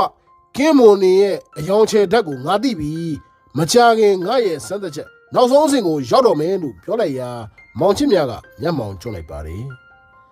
ဘာကြီးရဲ့စမ်းသပ်ချက်နောက်ဆုံးအဆင့်ဆိုတာကဘာလဲလို့မေးလိုက်ပါတယ်ဥရိဘကအာတသေးရောအမူအရာနဲ့မင်းကိုအချိန်တန်ရှင်းပြပါမယ်ကွာအချိန်မတန်သေးလို့လျှို့ဝှက်ထားရတာပါလို့ပြောလိုက်ရာမောင်ချစ်မြကအားမလို့အားမရဖြစ်သွားပြီးကျုပ်ကိုလျှို့ဝှက်ထားစရာလူလိုလားဘာကြီးရဲ့ဘာကြီးဆန်းသက်ချက်ကြီးကဘလောက်အဖို့တန်လို့လဲလို့မေးလိုက်ပါတယ်ထိုအခါဥရိဘကလေးနက်သောအမူအရာနဲ့အဖို့တန်တာပေါ့ကွာငါလုံးမဲ့ဆန်းသက်ချက်သာအောင်မြင်ခဲ့ရင်မြမပြည်ကြီးကိုတော့သူ့ကျွန်လက်ကကယ်တင်နိုင်အောင်မယ်မကြခင်မှာကင်းဝန်ရဲ့လျှို့ဝှက်ချက်ကိုမင်းသိရတော့မယ်လို့ပြောလိုက်ရာမောင်ချစ်မြဟာသူ့ရဲ့သိကျင်စိတ်ကိုမျိုးသိထားလိုက်ရပါတယ်ဥရိဘဟာထိုချိန်ကစပြီးသူ့ရဲ့သူတေသနလုပ်ငန်းကိုပုံမတဲကြီးမဲကြီးလုပ်ကိုင်ပါတယ်ဥရိဘဟာအိမ်ပေါ်တဲ့ရှိသူ့ရဲ့စမ်းသပ်ခန်းထဲမှမထွက်တော့ဘဲကင်းမော်များနဲ့သာအချိန်ကုန်နေပါတယ်ဥရိဘရဲ့စမ်းသပ်ခန်းအတွက်ရွာသားများပို့ဆောင်ပြီးတဲ့ကင်းမော်များကိုမောင်ချစ်မြကလက်ခံယူပြီးဥရိဘထံပို့ဆောင်ပေးပါတယ်ဥရိဘဟာကင်းမော်များကိုလက်ခံယူပြီးတဲ့အခါတိုင်းအာတသေးရောအမူအရာနဲ့အောင်မြင်တော့မယ်ကွကင်းဝန်ရဲ့အယောင်ချက်တဲ့ကိုငါတိနာလေတော့မယ်စိတ်လိုရှားစရာကောင်းလိုက်တာကွာလို့ပြောတတ်ပါတယ်မောင်ချစ်မြဟာဥရိဘရဲ့စမ်းသပ်ချက်များအောင်မြင်တော့မည်ဖြစ်ကြောင်းရိပ်စားမိသွားပါတယ်တနေ့မှာမောင်ချစ်မြတို့ရွာကအလူတို့မြို့မှကွက်စိတ်ဆရာမြဆိုသူလာရောက်ဟောပြောမည်ဖြစ်ကြောင်းသိရပါတယ်မောင်ချစ်မြဟာအလူပွဲနေမှာကွက်စိတ်ပွဲကိုကြည့်ရှုရန်အလွန်စိတ်အားထက်သန်နေသဖြင့်ဥရိဘထံမှခွင့်ပန်ပါတယ်ဥရိဘကခွင့်ပြုသောအခါရွာလူဝဲကိုပျော်ရွှင်စွာထွက်လာခဲ့ပါတယ်ရွာလူဝဲကျင်းပရာနေရာကိုရောက်သောအခါကွက်စိတ်ကျင်းပရာစင်မြင့်ကိုတာနာတက်ရစွာပြင်ဆင်ထားပြီးစင်ရှိမှာရှေ့ဆုံး၌တကြီးမင်းကြည့်ရှုရန်အတွက်ဂရီဘာကင်းကလထိုင်ကြီးတစ်လုံးခင်းကျင်းထားကြောင်းတွေ့ရပါတယ်တကြီးမင်းနဲ့ရွာသူရွာသားများဆုံသောအခါကွက်စိတ်ဆရာကြီးဟာစင်မြင့်မော်ကိုတက်လာပြီးဝိဒူရဇက်ကိုအစိုးအငိုးအပြောပိုင်နိုင်နဲ့ဟောပြလေရာရွာသူရွာသားများအလွန်သဘောကျပြီးလက်ခုပ်တဖြောင်းဖြောင်းတီးကအားပေးကြပါတယ်မောင်ချစ်မြဟာကွက်စိတ်ပွဲပြီးသောအခါရွာထဲကအင်းရှိရာကိုပြန်လာခဲ့ပါတယ်မောင်ချစ်မြအင်ကိုမြေအောင်သောအခါမနက်အာယုံတက်ချင်းကိုပင်ရောက်ရှိနေလေပြီမောင်ချစ်မြဟာတအိမ်လုံးတိတ်ဆိတ်ငြိမ်သက်နေသဖြင့်ဥရိဘအိပ်ပျော်နေတယ်လို့ယူဆကအိတ်ဆက်ရန်အတွက်အခန်းထဲဝင်ခဲ့ပါတယ်ထိုအခိုက်မှာပင်အောက်ထက်ရှိငါးကန်များအားလုံးကွဲကြည်နေပြီးကင်းမော်များကျမ်းမြေပေါ်မှာတေဆုံးနေသဖြင့်မျက်လုံးပြူသွားပါတယ်မောင်ချစ်မြဟာဥရိဘအတွက်အလွန်ဆိုးရင်သွားပြီးအိမ်ပေါ်ရက်ကိုပြေးတဲ့အခါမိများထွန်းလိုက်ပါတယ်ထိုအခါဖန်ပေါင်းကြောင်နီးမှာလဲကျနေသောဥရိဘကိုတွေ့လိုက်ရပါတယ်မောင်ချစ်မြကဆိုးရင်ကြီးနဲ့ဥရိဘကိုပြေးဝေကဟင်ဖိုင်ဒီကုလုံးတွေ့နေပါလားဘလို့ဖြစ်တာလဲဗျာလို့ရေရွတ်လိုက်ရာဥရိဘရဲ့မျက်လုံးများဖွင့်လာပြီးလူလေးပြန်လာပြီဘာကြီးကိုဓမြတွေလှုပ်သွားတာကွသူတို့စမ်းသက်ခန်းတစ်ခုလုံးဖျက်ဆီးသွားကြတယ်ငါရဲ့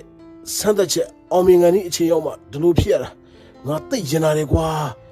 ဒီကောင်တွေကိုငါလက်စားချေချင်လို့မင်းပြန်လာမယ့်အချိန်ကိုစောင့်နေရတာငါ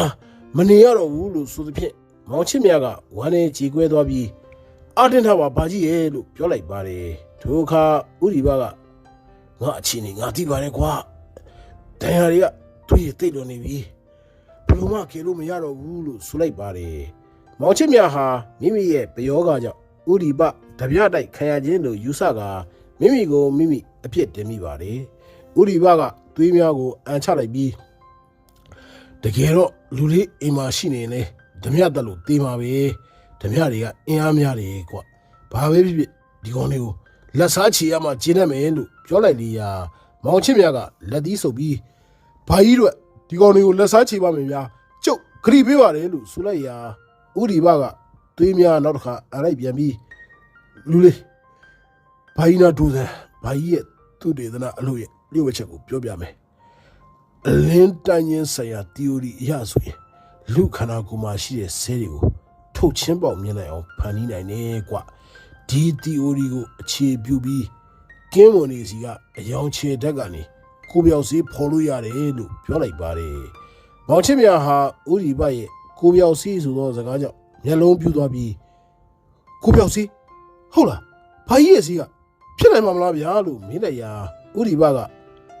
ဖြစ်နိုင်တာပေါ့ကွာကင်းဝန်နေမှာကိုပြောက်နိုင်တဲ့အစွမ်းရှိတယ်။သူတို့ကရန်သူနဲ့တွေ့လို့ကိုပြောက်ချင်သူတို့ရဲ့အယောင်ချေနိုင်တဲ့ဓာတ်ကိုပြောင်းလဲလိုက်တယ်။ငါဟာကင်းမွန်နဲ့ရေပွဲနှမျိုးကိုနှစ်ပေါင်း30လုံးသူတေသနာလုပ်ပြီးသူတို့ရဲ့အယောင်ချေဓာတ်ကိုထုတ်လုပ်နေတာအောင်မြင်ကန်နီးနေပြီကွပေါ်ပေါ်များများမထုတ်နိုင်သေးတာပဲရှိတယ်လို့ပြောလိုက်ရာမောင်ချစ်မြဟာအလွန်အံ့ဩသွားပါလေ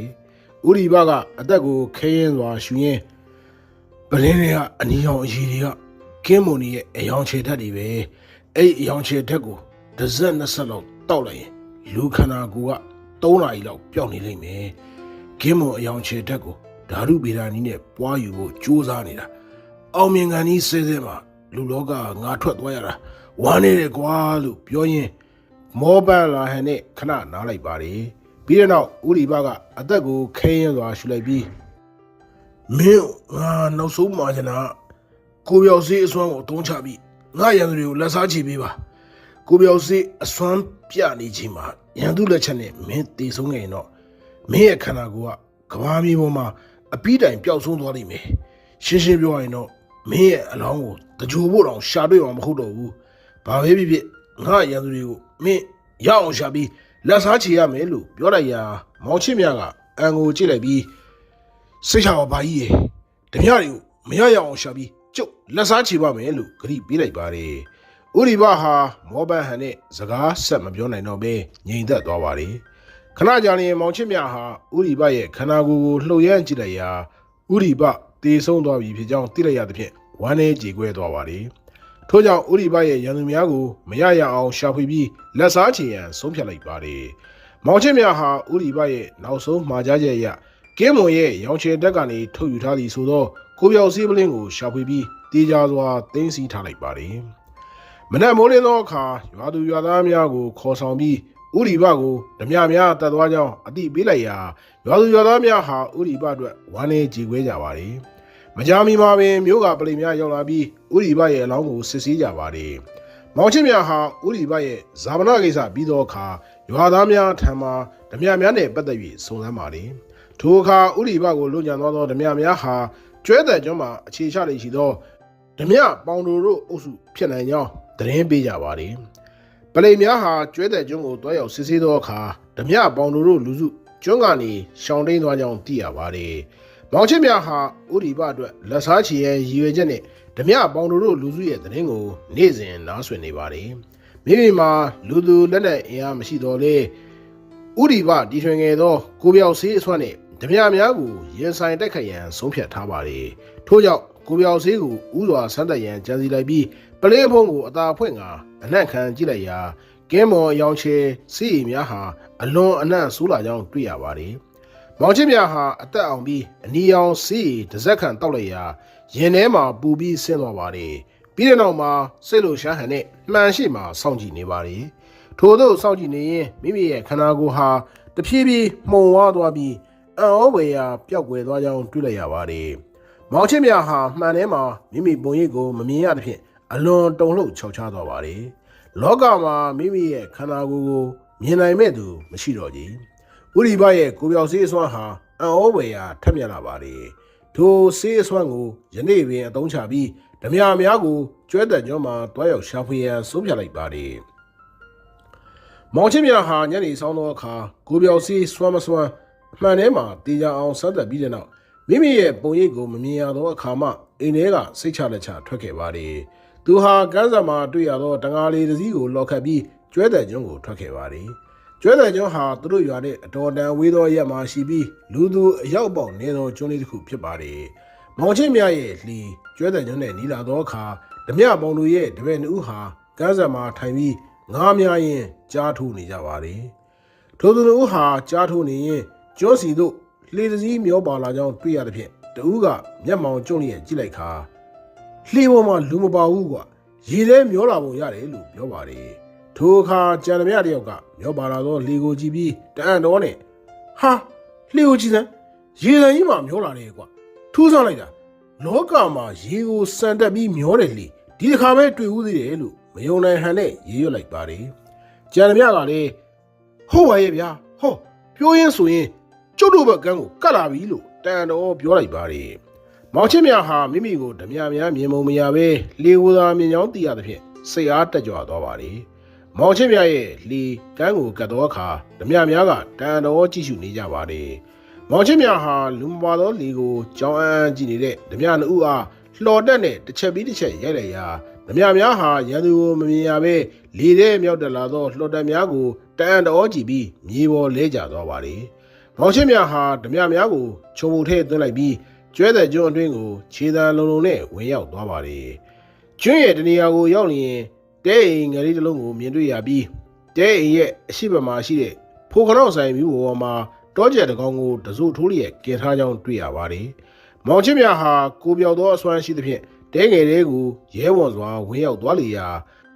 ာတဲတွင်မှာအရက်တောင်နေသူနှစ်ဦးကိုတွေ့ရပါတယ်လူနှစ်ဦးနဲ့အလွန်အရက်ပူသောသူဟာဓမြပေါင်းသူဖြစ်ပုံရပါတယ်မောင်ချင်းမြဟာဓမြပေါင်းသူကိုမုံနီယွန်ရှာဟန်နဲ့ကြည့်နေပါတယ်ထိုသူဟာအပြစ်မဲ့အဖိုးအိုကိုရဲဆက်ဆက်တပ်ဖြတ်သွားခဲ့ပါတယ်ထိုမြရိုင်းပြဆိုးွားသောလူကိုဘာကြီးကိုစားလက်စားချီတိုက်ခိုက်ရပြီတော့မည်ဓမြပေါင်းသူဟာအရက်တောင်နေသောတပည့်တူအားဖိုးဖိုးကြီးကိုရှင်းတဲ့ကိစ္စပလိတ်ကလိုက်နေတာဘလို့အချင်းကြီးရှိတယ်လို့မေးလိုက်ရာတပည့်တူကကျို့တို့တော့ကိုပလိတ်တွေလိုက်နေတော့မယ်လောလောဆယ်ရွာထဲမှာကျုပ်တို့သတင်းကိုစုံစမ်းနေတယ်ဒီကျွန်းကတော့ပလိတ်တွေလာရှာသွားသေးတယ်အိညာကအဖိုးကြီးကိုမရှင်းမဲထားဖို့ဆရာကိုတပည့်ပြောခဲ့သားပဲလို့ဆိုလိုက်ရာဓမြကောင်းဆောင်ပေါလူကအဖိုးကြီးကလူပါဝါပြီးခေါင်းမလွန်းလို့ကွာတအိမ်လုံးလဲငားကန်ကြီးဖန်ပေါင်းကြုံနဲ့ပြည့်နေတာပဲဒီအဖိုးကြီးယူးမြနေတာမသိဘူးလို့ပြောပြီးအရက်ကိုဆက်တော့ပါတယ်မောင်ချင်းမြဟာဓမြကောင်းဆောင်ပေါလူအားလောက်ကျန်တက်ဖြတ်ရန်စိတ်ရှည်လက်ရှည်စောင့်နေပါတယ်ခဏကြာရင်ပေါင်လိုရဲ့တပည့်နှစ်ဦးတဲပြင်ကိုထွက်သွားကပေါင်လိုတယောက်ထဲကျန်ခဲ့ပါတယ်ပေါင်လိုဟာအရက်တောင်ရင်အမြီးဖြစ်ပြစ်လို့ထားသောငါးကြော်ကုံသွားသဖြင့်မိဘပေါ်မှာကင်ထားသောကြက်ကြော်ကိုယူရန်ပြန်လိုက်ပါတယ်မောင်ချင်းမြဟာပေါင်လိုလက်စားချီရန်အခွင့်သာတာနဲ့တစိုးထိုးပြီးကင်ထားသောကြက်ကင်ကိုပေါင်လိုရှိရာကိုယူဆောင်လာပါတယ်ပေါင်လိုဟာအရက်တောင်ရင်တဲတဲကိုအလိုလိုရွေ့လာတဲ့ကြက်ကင်ကြီးကိုကြည့်ပြီးမယုံနိုင်ဟန်နဲ့မျက်လုံးများပုတ်တက်လိုက်ခါအမလီကြက်ကင်မြန်ကြီးလို့အထိတ်တလန့်အော်ဟစ်လိုက်ပါတယ်မောင်ချင်းမြကပေါင်တို့ရဲ့ပါဇက်သေးကိုတစိုးထိုးထားတဲ့ကြက်ကင်ကြီးကိုထိုးထည့်လိုက်ပါတယ်ပေါင်တို့ဟာအထိတ်တလန့်နဲ့အမလီတရေလို့အော်ဟစ်ပါတယ်မောင်ချင်းမြကအန်ကိုကြိတ်ပြီးလူရုပ်မှာတငါရွာအဖိုးကြီးကိုတပ်ပြီးပစ္စည်းတွေယူခဲ့တာမှတ်မိပြီလားအဲ့အတွက်ပြန်ပေးဆက်ရမယ်လို့ပြောလိုက်ရာပေါင်တို့ဟာမောင်ချင်းမြရဲ့အတန်ကိုသာကြားရပြီးလူကိုမမြင်ရသဖြင့်အထိတ်တလန့်ဖြစ်ခါပတ်ဝန်းကျင်မှာရှာဖွေပါတယ်မောင်ချင်းမြကပေါင်တို့ရဲ့ဘားကိုဖြန်းကနေရဲလိုက်ပြီးဓမြစို့မင်းအရေးချင်းနဲ့ငါ့ကိုလုံးဝရှာလို့မရဘူးကွာမင်းရဲ့နောက်ဆုံးချိန်ရောက်ပြီဖျားတရားသာတဝီတော့လို့ပြောကဓမြကောင်းဆောင်ရဲ့ရင်ဝကိုတစိုးထိုးထားတဲ့ကြက်ကင်ကြီးနဲ့ထိုးဆိုင်လိုက်ပါလေပေါင်တို့လည်းအတန်တကြီးနဲ့အော်ပြီးလဲကျတေဆုံးသွားပါလေပေါင်တို့ရဲ့အော်တန်ကြောင့်သူ့ရဲ့တပည့်နှစ်ဦးတဲတဲကိုအပြေးလွှားရောက်ရှိလာကတေဆုံးသွားသောပေါင်တို့ကိုကြည့်လျက်အံ့ဩထိတ်လန့်နေကြပါလေဓမြများဟာအခန်းထဲမှာရက်နေတဲ့မောင်ချစ်မြကိုမမြင်မဲပေါင်တို့ကိုသာဝိုင်းအောင်ကြည့်နေကြပါလေမောင်ချစ်မြဟာပေါင်တို့ကိုလက်စာတုံးစီရင်လိုက်ရသဖြင့်ရင်ထဲမှာလွတ်လပ်ပေါ်ပါသွားပြီးကြံဓမြများကိုချမ်းသာပေးလိုက်ပါလေသူဟာကိုပြောင်စေးအစွမ်းနဲ့ဓမြများရဲ့စခန်းကနေအလွယ်တကူလွတ်မြောက်လာပါလေမိမိရဲ့အပြုအမူကိုတမလွန်ရောက်ရှိနေတဲ့ဘာကြီးဖြစ်သူကျင့်တတ်လိမ့်မယ်ထင်ပါလေမောင်ချစ်မြဟာဓမြကောင်းဆောင်ပေါင်တို့ကိုသွေးကြွေးဆက်ပြီးတဲ့နောက်ဥဒီပမရှိသောအရက်မှာမနေလိုတော့သဖြင့်ရွာကထွက်ခွာရန်ကြံစီပါတယ်ထို့ကြောင့်တကြီးနဲ့ရွာသူရွာသားများကိုနှုတ်ဆက်ပြီးထွက်လာခဲ့ပါတယ်မောင်ချင်းမြရဲ့လက်ထဲမှာဥဒီပကြံရိတ်ခဲ့သောငွေအတော်အသင့်ပါရှိပါတယ်မောင်ချင်းမြဟာမြည်သည့်အရက်ကိုတွားရမည်ဟုဆုံးဖြတ်မထားဘဲခြေဥတရားကိုထွက်ခဲ့ပါတယ်မြမပြည်ရဲ့ရရှိမြို့များကိုလှည့်လည်သွားလာရင်းသူ့ကျွန်ဘဝ၌မြမလူပေါင်းအဖွဲ့အစည်းပျက်စီးယွံ့ရင်းနေမှုများကို ကိုယ်တိုင်ကြုံတွေ့လာရပါတယ်မြို့တစ်မြို့ရဲ့လူစီကားသောထမင်းဆိုင်လေးမှာမောင်ချစ်မြနေလေသာစားတောက်နေစဉ်ဆိုင်ထဲမှာလာရောက်စားတောက်သောမိန်းကလေးနှစ်ယောက်ပြောဆိုနေသောစကားများကိုမမျှော်လင့်မဲကြားလိုက်ရပါတယ်မိန်းမတစ်ယောက်ကစိတ်ကိုတနာလိုက်တာသူ့မောင်လေးအမှုကလွတ်ဖို့အဖေရွယ်တော်ကြီးကိုယူရတော့မယ်ဥဖိုးစီဆိုတဲ့လူကြီးကတနာယူတဲ့နေရာမှာကန်းကုန်နေသူ့မှာလည်းမယားတွေဒီလောက်အများကြီးရှိရတာနဲ့စိတ်ကိုသိမ့်ပိုက်ခြင်းသေးတယ်ငါတို့မှာပိုက်ဆံရှိရင်စိတ်ကိုစိုက်ပေးခြင်းပါလေစိတ်ခင်ဗျတနာစရာဟဲလို့ပြောလိုက်ပါတယ်မောင်ချစ်မြဟာအများကြီးကိုတတ်နိုင်သမျှတည်ဖို့မယ်လို့စိတ်ပိုင်းဖြတ်ထားသဖြင့်မိမနှစ်ယောက်အားအကျိုးကြောင့်မေးမြန်းလီရာစိန်ဆိုသောမိမရဲ့မောင်ဟာချီတီးရွေးများယူပြီးလောင်းကစားပြရာကချီတီးရွေးမဆက်နိုင်ပဲထောင်ကျမဲ့လမ်းကိုရောက်နေကြောင်းယခုဥဘိုးစီကချီတီးရွေးကိုစိုက်ဆက်ပြီးစိန်ကိုယူရန်ကြံစီထားကြောင်းဥဘိုးစီ၌တရားဝင်ယူထားသောမယားပင်၈ယောက်ရှိကြောင်းသိရပါတယ်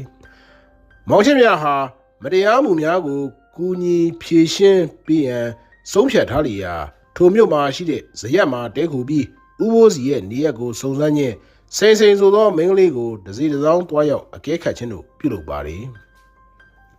ညသို့ရောက်သောအခါမောင်ချစ်မြဟာကိုပြောက်စီးရီတစ်စက်နှစ်စက္ကန့်တောက်ပြီးကိုပြောက်သွားသောအခါဥဘိုးစီရဲ့ဆန်ဆက်ကိုဥစွာထွက်ခဲ့ပါတယ်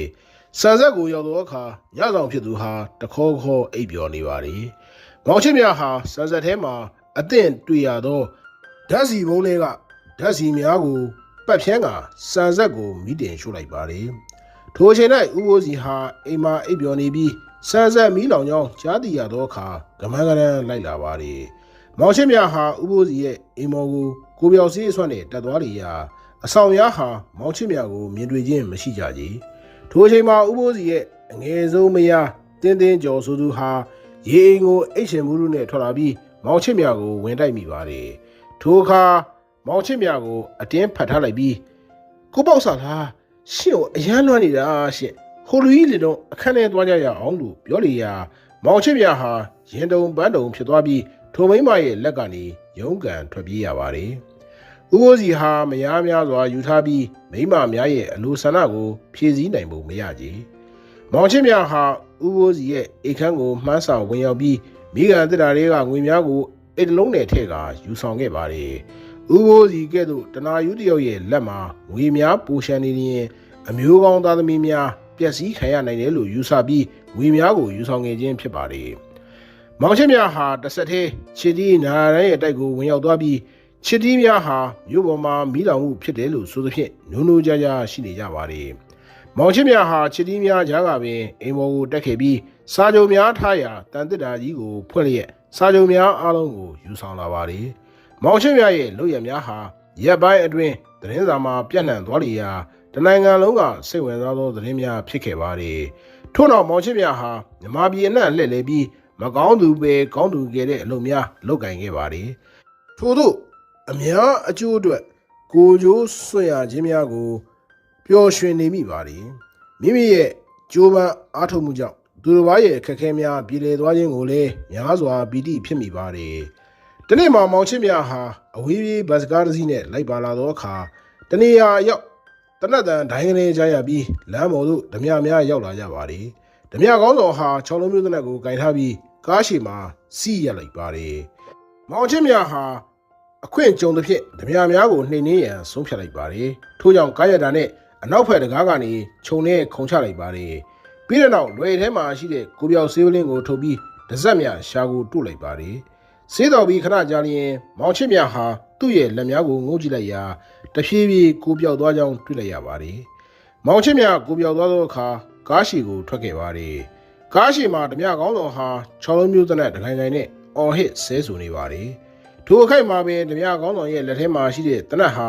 သူ့ရဲ့လက်ထဲကလွတ်သွားပြီးလေထဲမှာရက်တန်ရဲ့ဓမြကောင်းဆောင်ရဲ့ကိုခန္ဓာတဲ့တွေကိုချိန်ထားကြောင်းတွေ့ရပါတယ်ဓမြကောင်းဆောင်ဟာတနတ်လေထဲလွင့်ထွက်သွားပြီးသူ့ရဲ့ကိုခန္ဓာကိုချိန်ရွယ်ထားကြောင်းတွေ့ရတာကြောင့်မယုံနိုင်ဟန်နဲ့တနတ်ပြောင်းကိုလိုက်လူနေပါတယ်သို့တော်လေထဲမှာရှိတဲ့တနတ်ကိုပြန်မရဘဲမျက်နာကိုတနတ်တင်နဲ့အထုခံရပြီးမြေပေါ်ပြုတ်ကျသွားပါတယ်ကျန်သောဓမြများဟာသူတို့ဆရာရဲ့အဖြစ်ဆိုးကိုတအံ့တော်ကြည့်ရှုနေစဉ်တိုက်ခိုက်ခံလိုက်ရတဲ့ဖြင့်တရေလို့အော်ဟစ်ခါမြေပေါ်ကိုပြိုလဲကျသွားပါတယ် ကားဒရိုင်ဘာနဲ့ခီးသည်များလည်းရန်သူမရှိဘဲတယောက်ပြီးတယောက်လဲကျသွားတဲ့ဓမြများကိုကြည့်ပြီးအလွန်တုန်လှုပ်ခြောက်ခြားနေကြပါတယ်ထိုခိုက်မှာပင်ခီးသည်များနဲ့အဖွားကြီးတယောက်ကကားလမ်းတစ်ဘေးကညောင်ပင်မှာကူးဝယ်ထားသောရွာတော်ရှင်နှကုံးကိုကြည့်ပြီးအမလီဒါရွာတော်ရှင်ကြီးမတာပဲ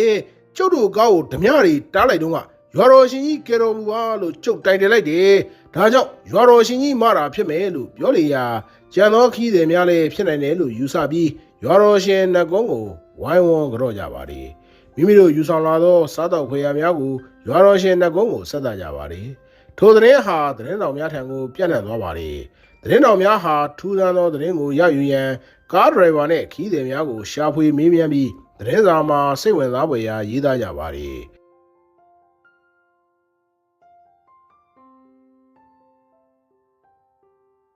မောင်ချစ်များဟာမကောင်းသူပဲကောင်းသူခဲ့တဲ့အလုပ်များကိုတကူတော်လုပ်ကင်ခဲ့ပါတယ်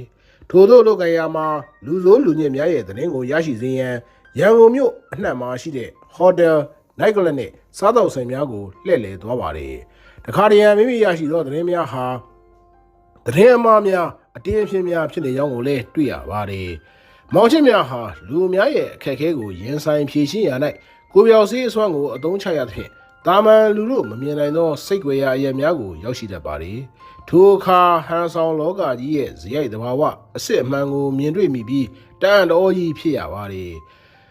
လောကကြီးဟာဟန်ဆောင်မှုအတိပြီးသောအလေးညာလောကကြီးဖြစ်နေကြောင်းသုံးသပ်မိပါတယ်လူတို့ဟာအများအားဖြင့်တင့်တယ်ဟန်ဆောင်ပြီးကွယ်ရာမှာခြေပုံးခုကြပါတယ်ဥလာမှုဆိုသူဖျားလူကြီးမိကန်လူကြီးတယောက်ကိုအိမ်စီမင်းကလေးရဲ့ခြေထောင်ထဲမှာမြင်ရပါတယ်လွန်စွာစီကံကြည့်ပြီးမိရများကိုအထိန်သိမ်းကောင်းတဲ့နေရာမှာစံပြဆိုသောဘောရာဆောင်ပိုင်ရှင်ဒေါ်ပွင့်မော်ဦးဆိုတဲ့အပြိုကြီးဟာဘိုလိပ်ဘူးဆိုသောခြံဆောင်နဲ့တကရင်နဲ့အိမ်နေတာကိုလည်းမြင်ရပါတယ်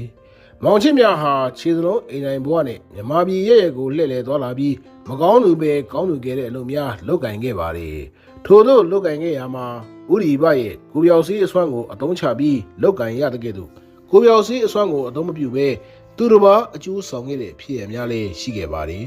ထိုဖြစ်ရများနဲ့ဟူကောင်းကျယ်ဝမ်းဘက်မှာဂျုံတွေ့ခဲ့ရတဲ့အဖြစ်ဟာတသက်တာမမေ့နိုင်စရာဖြစ်ခဲ့ပါတယ်မောင်ချစ်မြဟူကောင်းကျယ်ဝမ်းကိုရောက်သောအခါအင်္ဂလိပ်အစိုးရရဲ့တစ်တော်ကျိုးဝိုင်းနဲ့စင်စခန်းများအမြောက်အများရှိကြောင်းတွေ့ရပါတယ်မောင်ချစ်မြဟာထုံးစံတိုင်းရောက်လေရာရက်မှာဆင်းရဲဒုက္ခဂျုံသူများကိုကူညီရန်စနေနာပါတယ်ထို့သောစနေနာရင်စင်စခန်းတစ်ခုနီးကိုရောက်အရက်ဆိုင်ထဲမှာကိုဝင်းမြင့်ဆိုသူနဲ့ခင်မင်ခဲ့ပါတယ်ကိုဝင်းမြင့်ဟာအသားဖြူဖြူလူပုံတွင်းတွေရှိပြီးစင်စခန်းမှာတောက်တူမရလုံများလောက်ကင်တယ်လို့ဆိုပါတယ်ကိုဝင်းမြင့်ဟာကျမ်းမာရေးကောင်းပုံမရဘဲတစ်ချိန်လုံးချောင်းတခုခုဆိုးနေပါတယ်မောင်ချစ်မြဟာကိုဝင်းမြင့်ရဲ့ကျမ်းမာရေးနဲ့တောက်တူမရအလုံများလိုက်ဖက်ခြင်းမရှိလို့ယူဆတာကြောင့်သူ့ရဲ့ဇာတိကိုမေးမြန်းနေရာရန်ကုန်မြို့ကဖြစ်ကြောင်းပြောပြပါတယ်မောင်ချစ်မြကကိုဝင်းမြင့်ကိုရန်ကုန်မြို့အားပြန်ပြစ်သလားလို့မေးလေရာကိုဝင်းမြင့်ကရန်ကုန်လားတိတ်ပြန်နေတာပေါ့ဗျာရန်ကုန်ကလူတရမျိုးကြီးပဲဒီလိုတောခေါင်ခေါင်နေရာကြီးမှာဘယ်သူကနေကြမှာလဲလို့ပြောပါတယ်ထိုအခါမောင်ချစ်မြကပြန်ကျင်လည်းပြန်ပေါ့ဗျာဘာတွေတွန့်ဆုံနေတာလဲလို့ဆိုလိုက်ရာကိုဝင်းမြင့်ကတပြင်းချလိုက်ပြီးကျုံလဲရန်ကုန်သားပါဗျာရန်ကုန်မြို့ကိုလွမ်းပါတယ်ပြန်လို့မဖြစ်သေးလို့ပေါ့ဗျာလို့ဆိုရင်မောင်ချစ်မြကိုကြည့်လျက်မိတ်ဆွေဒီကနေဘယ်ကိုပြန်ပါလဲလို့မေးပါတယ်ဒိုအခါမောင်ချစ်မြကမျက်မှောင်ကျွန်းရဲ့စဉ်းစားကကျုပ်ရန်ကုန်ပြန်မယ်လို့ဆိုသဖြင့်ကိုဝင်းမြင့်ရဲ့မျက်နှာဝင်းပါသွားပြီးဒါဆိုရင်တော့မိတ်ဆွေကိုကျုပ်အကူအညီတစ်ခုတောင်းကျင်တယ်လို့ဆိုလိုက်ပါတယ်ဒိုအခါမောင်ချစ်မြကဘလို့ကူညီလဲပြောပါကျုပ်ကူညီနိုင်ရင်ကူညီပါမယ်လို့ဆိုလိုက်ပါတယ်ဒိုအခါကိုဝင်းမြင့်ကရန်ကုန်မှာကျုံရင်းမှရှိတယ်သူနဲ့တွားတွေ့ပြီးကျုပ်မျောနေတဲ့အကြောင်းဘေးရန်အနေရမရှိတဲ့အကြောင်းကြားပေးပါကူညီနိုင်ရင်ကူညီပါမိတ်ဆွေရဲ့ကျုပ်အတွက်တိတ်အရေးကြီးလို့ပါလို့တောင်းပန်သောအမူအရာနဲ့ပြောပါတယ်ထိုအခါမောင်ချစ်မြဟာကိုဝင်းမြင့်ကိုအားမလို့အားမရကြည့်ပြီးကိုဝင်းမြင့်ကိုယ်တိုင်ပဲပြန်လိုက်ပါလားဗျာလို့ဆိုလိုက်ရာကိုဝင်းမြင့်ရဲ့မျက်နှာဟာညှိုးငယ်သွားလျက်ပြန်နေတာပေါ့ဗျာဒါပေမဲ့ကျုပ်ကျမ်းမာရေးကပြန်ဝင်မပြုတော့ဘူးဗျမိတ်ဆွေကျေးဇူးကိုတသက်မမေ့ပါဘူးဗျာလို့တောင်းပန်ပါတယ်မောင်ချစ်မြဟာသူတစ်ပါးကိုတက်ဆောင်းသမျှကူညီရမယ်ဆိုသောမိမိရဲ့ခံယူချက်ကြောင့်ကိုဝင်းမြင့်ရဲ့အကူအညီတောင်းခြင်းကိုလက်ခံလိုက်ပါတယ် မောင်ချင်းမြဟာတပတ်ခန့်နေထိုင်ပြီးတဲ့နောက်ဟူးကောင်းကြိုင်ဝမ်းကနေရန်ကုန်ကိုပြန်ရန်ပြင်ဆင်ပါတယ်ထိုအခါကိုဝင်းမြင့်ရောက်လာပြီးဇနီးဖြစ်သူရဲ့လိပ်စာကိုပေးပါတယ်ကိုဝင်းမြင့်ရဲ့မိန်းမဟာအင်းစိန်မှာနေထိုင်ပြီးတက်သစ္စာပြဆက်မင်းသမီးတယောက်ဖြစ်ကြောင်းသိရပါတယ်မောင်ချင်းမြရန်ကုန်ကိုပြန်မဲ့နေ့မှာကိုဝင်းမြင့်ဟာကျမ်းမာရေးမကောင်းတဲ့ကြားကနေသူမိန်းမကိုဆက်ဆက်သွားရောက်တွေ့ဆုံပေးပါရန်တောင်းပန်ပါတယ်ထို့သောတောင်းပန်ရင်ကိုဝင်းမြင့်ချောင်းတခုခုဆိုးနေပြန်ပါတယ်ကိုဝင်းမြင့်ရဲ့ကျမ်းမာရေးလွန်စွာညံဖြစ်နေပုံရပါတယ်မောင်ချင်းမြဟာကိုဝင်းမြင့်ကိုတနာကယူနာတက်လာသဖြင့်ရန်ကုန်ကိုရောက်လျင်တွားရောက်တွေ့ဆုံပေးပါမယ်လို့ဂရုပြုလိုက်ပါတယ်မောင်ချင်းမြဟာရန်ကုန်ကိုရောက်လျင်အင်းစိန်ကိုတွားပြီးကိုဝင်းမြင့်ရဲ့ဇနီးကိုရှာဖွေပါတယ်မောင်ချင်းမြဟာပြဆက်မင်းသမီးမတ်စင်ကြီးအကြောင်းမြင်းလဲသမားများထံမှစုံစမ်းနေရာမြင်းလဲသမားတူကမောင်ရင်လဲစိန်ကြီးကိုဆွဲနေပြီးနဲ့တူတယ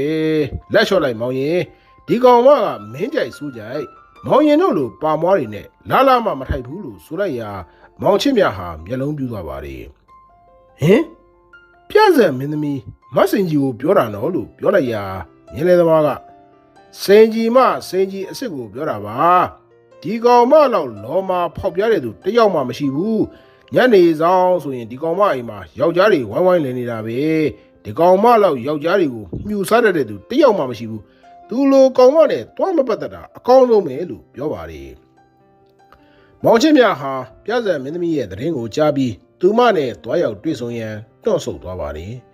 ်မြည်တော့ဝင်ဖြစ်စီကိုဝင်းမြင့်ရဲ့တနာစပွဲမျော်လင့်ချက်အတွက်တွားရောက်တွေ့ဆုံရန်ဆုံးဖြတ်လိုက်ပါတယ်မောင်ချင်းမြဟာပြဆက်မင်းသမီးစင်ကြီးကိုတွေ့ဆုံရန်သူမရဲ့အိမ်ကိုသွားလေရာမတ်စင်ကြီးဟာယောက်ျားတစ်ယောက်ရဲ့ကားနဲ့လိုက်ပါသွားကြောင်းတွေ့လိုက်ရပါတယ်မတ်စင်ကြီးကိုအနီးနားမှာရှိတဲ့အိမ်ကိုစုံစမ်းကြည့်လေရာအမလေးဒီအရက်ပြက်မှအကြောင်းမပြောချင်ပါဘူးဗဇက်တနာတွေငါတို့လာမမင်းနဲ့သူ့အကြောင်းသိချင်ရှော်ရန်စရုံကိုလိုက်သွားဒီနေ့ညဒီကောင်မပြက်ဆက်ကလိမ့်မယ်လို့ပြောပါတယ်ထိုအခါမောင်ချင်းမြလည်းရှော်ရန်စရုံကိုလိုက်သွားခဲ့ပါတယ်ရှော်ရန်စရုံကိုရောက်တော့အခါယောက်ျားများအလယ်မှာပြည်တီလုပ်နေတဲ့စင်ကြီးကိုတွေ့ရပါတယ်မောင်ချင်းမြဟာဟူးကောင်းကျိန်ဝမ်းမှာကြံရိတ်ခဲ့သောကိုဝင်းမြင့်အတွက်ရင်လေးသွားပါတယ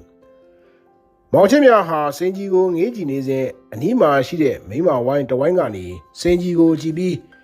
းဒီကောင်မတတိဥမြဘူးနဲ့ယူမယ်ဆိုပြီးဘဝင်မြင့်နေတာလို့ပြောလိုက်ရာကြံမိမတူကတတိဥမြဘူးကမရကြီးရှိတယ်မလားလို့မေးမြန်းလိုက်ပါတယ်ကြံမိမတယောက်ကလည်းမျက်နှာမဲလိုက်ပြီးဥမြဘူးကမရကြီးရှိုံနဲ့မကဘူးဘကိုးကစနစ်ခုမတယောက်တန်လျင်စည်းထဲမှာတယောက်ရှိသေးတယ်ဒီကောင်မ၄ယောက်မြောက်ဖြစ်မဲ့ကောင်မဓာတောင်ဘဝင်လေးဟပ်ပြီးမြောက်ကြွကြွဖြစ်နေသေးတယ်လို့ပြောပါတယ်မောင်ချင်းမြဟာကိုဝင်းမြင့်အတွက်ဘူမူပြီးစိတ်မကောင်းဖြစ်သွားပါတယ်မောင်ချင်းမြဟာစင်ကြီးအနီးကိုတွားရောက်ရန်ကြံစီတော်လဲသူမနီးမှာယောက်ျားတစ်ယောက်ပြီးတစ်ယောက်မပြတ်မလတ်ရှိနေသဖြင့်အခက်ကြုံနေပါတယ်မောင်ချင်းမြဟာစင်ကြီးအနီးကိုတွားရန်ခက်ခဲလာသဖြင့်ပြဆက်ပြီးတဲ့အထိစောင့်နေလိုက်ပါတယ်ပြဆက်ပြီးသောအခါမှာလေစင်ကြီးအနီးမှာယောက်ျားများပတ်လဲဝိုင်းနေပါတယ်ထိုအခိုက်မှာပင်စင်ကြီးအနီးမှာရှိနေသောတထေးဥမြဘူးဟာစီဂရက်ဝဲရန်အနီးကထွက်သွားပါတယ်ထိုအခါမောင်ချင်းမြလည်းအခွင့်အရေးရပြီလို့ဆိုကာစင်ကြီးအနီးကိုတိုးကပ်သွားပါတယ်စင်ကြီးကမောင်ချင်းမြကိုသူမနီးလာရောက်ချင်းကပ်သောယောက်ျားတစ်ယောက်လို့ထင်မြတ်သွားပြီးပြည်တီမူရနဲ့အိုးရှင်ကကျမကိုမိတ်ဆက်ချင်လို့လားလို့မေးလိုက်ပါတယ်မောင်ချင်းမြကခေါင်းခါရလိုက်ပြီးကျုပ်ကမိတ်ဆက်ဖို့ရောက်လာတာမဟုတ်ဘူးခမည်းယောက်ျားကိုဝင်းမြင့်လှလိုက်လို့ပြောလေရာစင်ကြီးဟာမယုံကြည်နိုင်ဟန်နဲ့မျက်လုံးပြူသွားပြီးဟင်ကိုဝင်းမြတ်သိပြီမလားလို့စိတ်ပြက်လက်ပြက်ပြောလိုက်ပါတယ်သူမရဲ့အမူအရာဟာကိုဝင်းမြင့်ပြန်ပေါ်လာခြင်းကြောင့်စိတ်အနှောက်အယှက်ဖြစ်နေပုံရပါတယ်မောင်ချင်းမြကခေါင်းခါရလိုက်ပြီးခမည်းယောက်ျားဟူးကောင်းကြိုင်ဝမ်းမှာဒီအချိန်ထိတက်ရှိထင်ရှားရှိနေသေးတယ်သူခမည်းကိုအရန်တွေ့ကျင်နေတယ်သူကျမ်းမာရေးမကောင်းဘူးသူမသိခင်ခမည်းကိုတွေ့ကျင်နေတယ်လို့ဆိုလိုက်ရာစင်ကြီးဟာကိုဝင်းမြင့်အတွက်စိုးရင်ဟန်မရှိပဲကိုဝင်းမြင့်ပြန်ပေါ်လာခြင်းအတွက်စိတ်အနှောက်အယှက်ဖြစ်နေပုံရပါတယ်ထိုအခိုက်မှာပင်စင်ကြီးအနီးသို့တထေးဥမြဘူးပြန်လဲရောက်ရှိလာသဖြင့်စင်ကြီးကရှင်နောက်နေ့မှကျောင်းအိမ်ကိုလာခဲ့ပါလို့ပြောပြီးမောင်ချင်းမြကိုနှင်ထုတ်လိုက်ပါတယ်မောင်ချင်းမြဟာကိုဝင်းမြင့်အတွက်များစွာရရက်မအေးပဲပြန်လာခဲ့ပါတယ်နောက်နေ့မှာစင်ကြီးနဲ့တွေ့ဆုံသောအခါစင်ကြီးကကိုဝင်းမြင့်အတော်နေထိုင်မကောင်းဖြစ်နေတာသိကြရဲ့လားလို့မေးမြန်းပါတယ်ထိုအခါမောင်ချင်းမြကသိကြတာပေါ့ဗျာ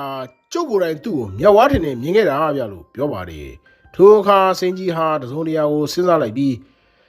ကျမလေးကိုဝင်းမြင့်နဲ့တွေ့ကြပါတယ်ဒါပေမဲ့ဒီလောက်ဝေးတဲ့ခီးကိုကျမတယောက်တည်းဘလို့လို့သွားလို့ဖြစ်မှာလေလို့မြင်မြန်ပါတယ်မောင်ချင်းမြဟာစိန်ကြီးဟာကိုဝင်းမြင့်နဲ့မတွေ့လို့တာကြောင့်စင်ကြီးပေးနေတယ်လို့ယူဆလိုက်ပါတယ်မူယာမာယာများသောမိမကိုလည်းရွံရှာသွားမိပါတယ်ထို့ကြောင့်ဒီခီးကိုခမရတကယ်သွားမယ်ဆိုကျုပ်အပင်မခံပြီးပို့ပေးပါမယ်ဗျာလို့ပြောလိုက်ပါတယ်ထိုအခါစင်ကြီးကသစုံတရာဆုံးဖြတ်လိုက်ဟန်နဲ့ရှင်လိုက်ပို့ပေးမယ်ဆိုရင်တော့ကိုဝင်းမြင့်ကိုကျမလိုက်တွေ့ပါမယ်လို့ပြောလိုက်ပါတယ်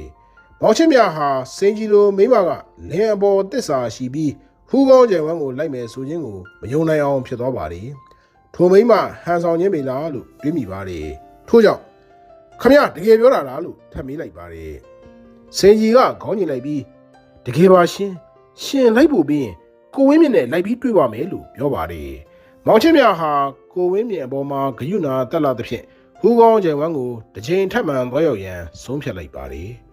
ထို့သောဖြင့်ကျန်သောခီးစဉ်ကိုထပ်မံသွားရောက်ရပြန်ပါတယ်ဟူးကောင်းကျယ်ဝန်းကိုရောက်သောအခါကိုဝင်းမြင့်ဟာမယားဖြစ်သူကိုမြင်တာနဲ့တိမ့်ထီပေါက်တဲ့ကဲ့သို့ဝမ်းမြောက်ဝမ်းသာဖြစ်သွားပြီးအမလီစိန်ကြီးကိုနောက်လိုက်လာတယ်ဝမ်းသာလိုက်တာကိုတေးမယ်ဆိုတော့တေးပြောပါပြီလို့ပြောကစင်ကြီးကိုတရင်ရည်နဲ့ပြေးပွေရန်ကြံလိုက်ပါတယ်သို့တော်စင်ကြီးကကိုဝင်းမြင့်နဲ့အချစ်ဘလူးလိုသောဆန္ဒရှိပုံမရပဲညနေသားတီတီနဲ့ရှင်ဘလို့ဖြစ်ပြီးတောက်ကြကြီးပုံခုန်နေရတာလေရှင့်မှာမိမတယောက်ရှိသေးတယ်ဆိုတာသတိမရဘူးလားရှင့်ကြောင့်ကျမဘလောက်ဒုက္ခဆင်းရဲကြုံရတယ်လေလို့အပြစ်တင်လိုက်ရာကိုဝင်းမြင့်ရဲ့မျက်နှာညှိုးနွမ်းသွားပြီးဒီเจ้าတွေကိုအေးအေးဆေးဆေးရှင်းပြပါမယ်ကွယ်လို့ဆိုလိုက်ရင်ရင်ဘက်ကိုလက်နေဖိကချောင်းတဟော့ဟော့ဆူလာပါတယ်ချောင်းဆိုရင်သွေးများလဲပါလာပါတယ်ထိုအခါမှပဲစင်ကြီးဟာယောက်ျားဖြစ်သူလူပြည်မှာကြာမနေရတော့လို့ရိတ်ဆားမိပြီးဟန်ဆောင်ပန်းဆောင်ပွေဖက်ခါအခန်းထဲခေါ်သွားပါတယ်ကိုဝင်းမြင့်ဟာဝေးလံသောခီးကိုစင်ကြီးလိုက်လာသဖြင့်တေးမယ်ဆိုလျင်ပင်တေးပြောပြီးလို့ယူဆထားပုံရပါတယ်စင်ကြီးတယောက်မျက်စိမျက်နှာပြက်ပြီးသူ့နောက်ကိုလိုက်ပါသွားခြင်းကိုရိတ်ဆားမိပုံမရကြီးမောင်ချင်းမြဟာမိမိရဲ့မကောင်းသူပဲကောင်းသူကဲစိတ်တဲ့ကြောင့်သူတစ်ပါးဝမ်းမြောက်ပျော်ရွှင်ရခြင်းကိုများစွာပီတိဖြစ်မိပါတယ်နောက်နေ့ကိုရောက်သောအခါမောင်ချင်းမြဟာကိုဝင်းမြင့်တဲကိုထွက်ခဲ့ပါတယ်ထိုအခါတဲကစင်ကြီးထွက်လာပြီး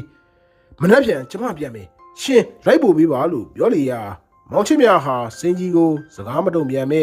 ကိုဝင်းမြင့်နဲ့တွေ့ဆုံရန်တဲကိုဝင်ခဲ့ပါတယ်ထိုအခါတဲမှာညနေငယ်လေးနဲ့ထိုင်နေသောကိုဝင်းမြင့်ကိုတွေ့ရပါတယ်ကိုဝင်းမြင့်ကမောင်ချင်းမြရဲ့လက်မောင်းကိုဆုပ်ကန်လိုက်ပြီးအခုလိုကိုညီပေးတာတိတ်ကျေးဇူးတင်တယ်မိတ်ဆွေဒါပေမဲ့ကျုပ်တိတ်နောက်ကျသွားပြီဗျာကျုပ်ရောကတိတ်ကြွားနေပြီကျုပ်မိမကိုဒီတော်ကြီးတွေခေါ်လာမိတာမှားသွားပြီလားမသိဘူးလို့ပြောလိုက်ရာမောင်ချင်းမြကတပ်ပြင်းချလိုက်ပြီးကိုဝင်းမြင့်ဘလို့ဆက်လုပ်ချင်လို့လဲလို့မေးလိုက်ပါတယ်ကိုဝင်းမြင့်ကအဝေးစီကိုငေးကြည့်ပြီးစိတ်ဓာတ်တွေပြိုလဲကြနေတဲ့ကျုပ်ကနောက်ဆုံးအချိန်မှာအင်မတန်ချစ်ရတဲ့မိမကိုမြင်တွေ့ရလို့ဝမ်းသာပါတယ်ဒါမိတ်ဆွေရဲ့ကျေးဇူးပါပဲလို့ပြောရရာ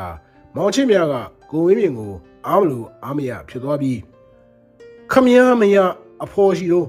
မြို့ကိုပြန်ပြီးလိုက်သွားပါလားဗျာလို့ပြောလိုက်ရာကိုဝင်းမြင့်ကစိတ်ဆင်းရဲသောအမူအရာနဲ့မဖြစ်လို့ပါမိတ်ဆွေရဲ့မိတ်ဆွေကကျုပ်ကျေးဇူးရှင်ဖြစ်လို့ထိန်ဝက်မထားကြတော့ဘူးကျုပ်ရဲ့နောက်ကျောင်းကိုပြောပြပါမယ်ကျုပ်တို့လင်မယားကတူးနဲ့တူးချစ်ကြလို့ယူခဲ့ကြတာပါကျုပ်ကမိမကိုအလွန်ချစ်လို့အလိုလိုက်အကြိုက်ဆောင်ခဲ့တယ်ကျုံမိမရဲ့ရုပ်ရည်ကခမားမြင်တဲ့အတိုင်းအင်မတန်ချောမောလှပါတယ်သူကပြဆက်မင်းသမီးလုပ်ဖို့အင်မတန်ဝါသနာပါတယ်ဒါပေမဲ့ကျုပ်တို့ဘဝမပြည့်စုံလို့သူ့ကိုအဝတ်အစားကောင်းကောင်းဆင်မပေးနိုင်ဘူးဒီလိုနဲ့ကျုပ်ကအသက်အာမခံကုမ္ပဏီမှာငွေကန်စည်းယာတူးကိုရတော့ကျုံမိမအတွက်ငွေတော်တော်များများကိုအလွဲသုံးစားလုပ်ခဲ့တယ်ကျုံမိမရွှေတွဲလွဲငွေတွဲလဲနဲ့အလှဆုံးဖြစ်နေတာကိုမြင်တော့ကျုပ်သူ့ကိုကြည့်လို့မဝခဲ့ဘူးနောက်ဆုံးတော့ကုမ္ပဏီစည်းရင်းစစ်အဖွဲ့ကကျုပ်ရဲ့အလွဲသုံးစားမှုတွေကိုတည်သွားတော့ကျုံမိမကကျုပ်ထောင်ကြမှာမကြည့်ရလို့တနယ်ကြီးကိုသွားပြီးရှောင်တိတ်ခိုင်းတယ်ဒါကြောင့်လဲဝေးလံခေါင်တီတဲ့ဟူးကောင်းကြံဝမ်းလိုနေရာမျိုးလာပြီးရှောင်တိတ်နေရတာပေါ့ဒါပေမဲ့ကျုပ်တို့လင်မယားတူးကိုတူးအသေးနေအောင်ချစ်ကြတဲ့အတွက်ဒီလိုဝေးလံခေါင်တီတဲ့ဟူးကောင်းကြံဝမ်းမှာအတူတူပေါင်းရင်ဖြစ်မလားဆိုပြီးမိတ်ဆွေကိုအကူအညီတောင်းမိတာပါပဲဒါပေမဲ့အခုချိန်မှာတော့ခဲလေသမျှသိကြပြီပေါ့ဗျာကျုပ်ရဲ့ကျမ်းမာရေးမကောင်းတော့ဘူးဗျကျုပ်ဒီလောကမှာကြာမနေရတော့ပါဘူးဗျာဒါပေမဲ့ကျုပ်ရဲ့နောက်ဆုံးအချိန်မှာ အချစ်ဆုံးမိမကိုပြန်တွေ့ရတဲ့အတွက်ကျုပ်ကျဉ်တ်ပါတယ်လို့ပြောလေရာမောင်ချစ်မြကမျက်မှောင်ကျုံလိုက်ပြီးခမည်းမိမရဲ့သဘောထားကဘလို့ရှိသလဲလို့မေးလိုက်ပါတယ်ကိုဝင်းမြင့်ရဲ့မျက်နှာပြန်ရင်းသွားပြီးသူ့ဆန္ဒကတော့ကျုပ်ဒီရက်မှာပဲဆက်နေပြီးကျမ်းမာကြီးကောင်းအောင်လုပ်ပါတဲ့ကျုပ်ကျမ်းမာကြီးကောင်းရင်သူကိုယ်တိုင်လာပြီးခေါ်မယ်တဲ့လို့ပြောလေရာမောင်ချစ်မြဟာစိန်ကြီးရဲ့ရုပ်မှာကောက်ကျက်သောသဘောကိုရိပ်စားမိသွားပါတယ်မိမရုပ်စိန်ကြီးဟာဘယ်သောအခါမှကိုဝင်းမြင့်ကိုလာခေါ်တော့မည်မဟုတ်ချေရန်ကုန်မြို့မှာတထေးဦးမြဘူးရဲ့၄ယောက်မြောက်မရလုံးမှာတည်ကြနေပါတယ်ထို့ကြောင့်ကိုဝင်းမြင့်ကိုဂယုဏတက်ဟန်နဲ့ကြည့်လိုက်ပြီးဘလို့မလုပ်တဲ့နေဗျာခမည်းရဲ့ယောဂါကိုမျိုးကြီးပြကြီးမှာကုရင်ပိုမကောင်းဘူးလားခမည်းရန်ကုန်ကိုလိုက်သွားရန်ကုန်ကိုလိုက်မသွားရင်တစ်ချိန်ချိန်မှာခမည်းဒီထက်ပူပြီးစိတ်ဆင်းရဲရလိမ့်မယ်လို့ပြောလိုက်ရာကိုဝင်းမြင့်ကကျုပ်ရဲ့ကျမ်းမာကြီးကဒီလိုခီးချမ်းမျိုးကိုတွားနေတော့တဲ့အနေအထားမျိုးမရှိတော့ဘူးနောက်ပြီးကျုပ်မိမကလည်းရန်ကုန်မှာနာမည်ကျော်ပြဿနာမင်းသမီးဖြစ်နေပြီဗျကျုပ်ရန်ကုန်လိုက်လို့အမှုခင်းဖြစ်ရင်သူ့ကုံတိတ်ခါကြာဆင်းသွားလိမ့်မယ်လို့ပြောလိုက်ပါတယ်ထိုအခါမောင်ချစ်မြဟာစိန်ကြီးရဲ့ရုပ်မှာကောက်ကျက်သောအစီအမံများကိုရိပ်စားမိသွားပြီးခမည်းမိမရဲ့ဂုံတိတ်ခါဟာလားသူ့မှာဘလို့ဂုံတိတ်ခါမျိုးရှိတယ်လဲဆိုတာခမည်းသိလို့လားလို့မချိတင်ငယ်ပြောလေရာကိုဝင်းမြင့်ကဘာပဲဖြစ်ဖြစ်သူ့ကိုဘေးမတိရံမခအောင်ရန်ကုန်ကိုပြန်ခေါ်ပေးပါအရေးကြီးဆုံးမှားချချင်တာကတော့မနှက်ပြန်မနှက်ကျုံမင်းမောင်ကိုခေါ်သွားတဲ့အချိန်ကျုပ်မမြင်ပါစေနဲ့ဗျာကျုပ်သူပြန်သွားတာကိုအေးစီစီထိုင်ကြည့်နေနိုင်တဲ့နှလုံးသားမရှိဘူးဗျကျေးဇူးပြုပြီးကျုပ်ပြောတဲ့အတိုင်းလှုပ်ပေးပါမိတ်ဆွေရဲ့ကျေးဇူးကိုဘဝစတိုင်းမမေ့ပါဘူးဗျာလို့တောင်းပန်ပါတယ်မောင်ချစ်မြဟာကိုဝင်းမြင့်ပြောဆိုလို့မရတဲ့အဆုံးသူ့ဆန္ဒကိုဖြည့်ဆည်းပေးရန်ဆုံးဖြတ်လိုက်ပါတယ်နောက်နေ့မနက်ကိုရောက်သောအခါမနက်အာယုံတက်အချိန်လိုက်မောင်ချစ်မြနေထိုင်သောတဲတကားကိုခောက်တန်ကြသဖြင့်ဖွင့်ကြည့်လိုက်ရာအထုပ်ဘိုးပြင်ဆင်ပြီးခရီးထွက်ရန်စိတ်ဆိုးနေသောစိန်ကြီးကိုတွေ့လိုက်ရပါတယ်မောင်ချစ်မြဟာတကားဝါမှာစိန်ကြီးကိုတွေ့ရသဖြင့်အံ့ဩသွားပြီးစိုးလာ ਈ လားခမည်းယောက်ျားလွတ်လိုက်တာလားလို့မေးလိုက်ရာစိန်ကြီးကခေါင်းခါရမ်းပြီးမလွတ်ပါဘူးကျမဘာသာထွက်လာတာပါသူ့တဲမှာသူအိတ်တုံးရှိအောင်မှာပေါ့လို့ပြောပါတယ်မောင်ချစ်မြကအံ့ဩသွားပြီးနေအောင်ညခမည်းယောက်ျားနဲ့အတူတူမအိပ်ဘူးလားလို့မေးလိုက်ရာစိန်ကြီးကခေါင်းခါရမ်းပြီးသူကျမကိုညသူများတဲမှာတွားအိတ်ခိုင်းနေသူ့တဲမှာကျမအိတ်ရင်မနဲ့ကျမပြန်သွားတာကိုမြင်ရင်သူမခံစားနိုင်ဘူးတဲ့လို့ပြောလေရာမောင်ချစ်မြဟာကိုဝင်းမြင့်ရဲ့ခံစားချက်ကိုနားလည်သွားပါတယ်လင်သားရဲ့အနန္တာမခံမဲတကူကောင်းဆန်သောစင်ကြီးကိုပိုမိုယွန်ရှာသွားပါတယ်မောင်ချစ်မြဟာစင်ကြီးကိုခေါ်ပြီးထွက်လာခဲ့ပါတယ်မောင်ချစ်မြဟာကိုဝင်းမြင့်တဲရှိကိုရောက်သောအခါတဲကနေစိတ်ဆင်းရဲနေရှာသောကိုဝင်းမြင့်ရှိနေမလားလို့တွေးကစိတ်မကောင်းဖြစ်မိပါတယ်ထို့သောတွေးရင်လွန်ခဲ့သောနေ့ကကိုဝင်းမြင့်မိမိကိုကျေးဇူးတင်စကားပြောခဲ့ပုံကိုပြန်လည်ကြားရောက်လာပါတယ်မိတ်ဆွေရဲ့ကျေးဇူးကျုပ်ဘဝစတိုင်းမမေ့ပါဘူးဗျာမောင်ချစ်မြဟာကိုဝင်းမြင့်စကားကိုပြန်လည်ကြားရောက်ပြီးတစိုးတရာကိုတွေးမိကကိုဝင်းမြင့်တဲရှိရာကိုဂမူးရှူတို့ထွက်လာခဲ့ပါတယ်စင်ကြီးကမောင်ချစ်မြရဲ့အမူအရာကိုနားမလည်ဟန်နဲ့ကြည်ပြီးကြံရစ်ခဲ့ပါတယ်မောင်ချစ်မြကိုဝင်းမြင့်တဲတကားကိုဖွင့်လိုက်သောအခါမြင်ရသောမြင်ကွင်းကြောင့်ဟာကနေဖြစ်သွားပါတယ်မောင်ချစ်မြဟာကိုဝင်းမြင့်ကိုမကြည့်ရဟန်နဲ့ခေါင်းခါရလိုက်ပြီးတောက်တစ်ချက်ပြင်းပြင်းထန်ထန်ခောက်လိုက်ပါတယ်စင်ကြီးကမူမောင်ချစ်မြကိုနားမလည်ဟန်နဲ့ကြည်ပြီးရှင်ဘာလုပ်နေတာလဲနေပူလာတော့မယ်ကျမတို့သွားကြမယ်လို့ပြောလိုက်ပါတယ်မောင်ချစ်မြဟာတကူကောင်းဆန်ပြီးလင်ဖြစ်သူကိုကျေးဇူးကနဲ့စင်ကြီးကိုတီးမခံနိုင်တော့သဖြင့်သူမရှိရာကိုသွားလိုက်ပြီးခမည်းဒီရက်ကတိတ်သွားကျင်တာသွားကျင်မှာပေါ့ရန်ကုန်မှာခမည်းကိုယူမဲ့တထေးဥမြဘူးရှိနေတာကိုသွားရစီမယ်ဒါပေမဲ့ခမည်းကိုအင်မတန်ချစ်တဲ့လင်ကြီးဘလို့အဖြစ်မျိုးနဲ့ကျန်ရသလဲဆိုတာသိအောင်ခမည်းလာကြည့်စမ်းပါလို့ဆိုကာစင်ကြီးလက်ကိုဆွဲခေါ်ပြီးတဲတဲကမြင်ကွင်းကိုပြလိုက်ပါတယ်စင်ကြီးဟာတဲတဲကမြင်ကွင်းကိုကြည့်ပြီးအမလေးလို့ထိတ်လန့်ကြအော်ဟစ်ခါမြေပေါ်လဲကျမိမျောသွားပါတယ်တဲတွဲမှာကိုဝင်းမြတ်ဟာမိမိကိုကျိုးနဲ့အဆုံးစီရင်သွားကြပြီမောင်ချစ်မြဟာအချစ်ကန်ဆိုးရှာသောကိုဝင်းမြင့်ရဲ့ဇာပနာကိစ္စကိုအမြန်ဆုံးဆောင်ရွက်ပြီးတဲ့နောက်မိမရုပ်စင်ကြီးကိုရန်ကုန်မြို့ကိုပြန်ပို့ပေးလိုက်ပါတယ်စင်ကြီးဟာရန်ကုန်ကိုရောက်ပြီးတထေးဦးမြဘူးရဲ့၄ယောက်မြောက်မယားဖြစ်နေထိုင်ပြီးညမကြာမီမှာပင်သူမနဲ့ကြာခိုသောကလားဒရိုင်ဘာရဲ့ဓားထိုးခြင်းခံရပြီးအသက်ဆုံးသွားပါတယ်မိမရုပ်တယောက်ရဲ့ဇသိမ်းမကောင်းရှာကြီးတ နေ့မှာမောင်ချင်းမြဟာတရုတ်တန်းမှာရှိတဲ့ကလပ်တစ်ခုမှာညစာစားတောက်နေကြလူငယ်တစုအနီးမှာလာရောက်စားတောက်ကြပြီးလူငယ်တဦးကဓမ္မကျော်ဒီမင်းတကယ်သွားတော့မှာလားလို့ဆိုလိုက်ရာဂျော်နီဆိုသောကာဗျာလူငယ်ကသွားမှာပေါ့ကွမာနာကြီးတဲ့ကောင်မကိုပညာပေးရပဲငါနဲ့တွေ့ပြီးရင်ဒီကောင်မဒူးနဲ့မျက်ရည်တုတ်သွားရမယ်လို့ပြောလိုက်ပါတယ်အခြားသောလူငယ်တဦးက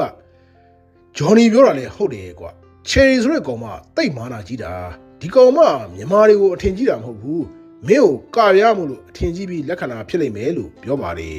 ဂျော်နီကခေါင်းညင်လိုက်ပြီးဟုတ်တယ်ကွဘာပဲဖြစ်ဖြစ်ချယ်ရီရဲ့အပြိုစင်ဘဝကိုငါမရရအောင်ယူမယ်လို့ပြောလိုက်ရာကျန်လူငယ်တဦးကချယ်ရီနေတဲ့ကမ်မလန်ကိုမင်းဘယ်ချိန်သွားမှာလဲလို့မေးလိုက်ပါတယ်ထိုအခါဂျော်နီက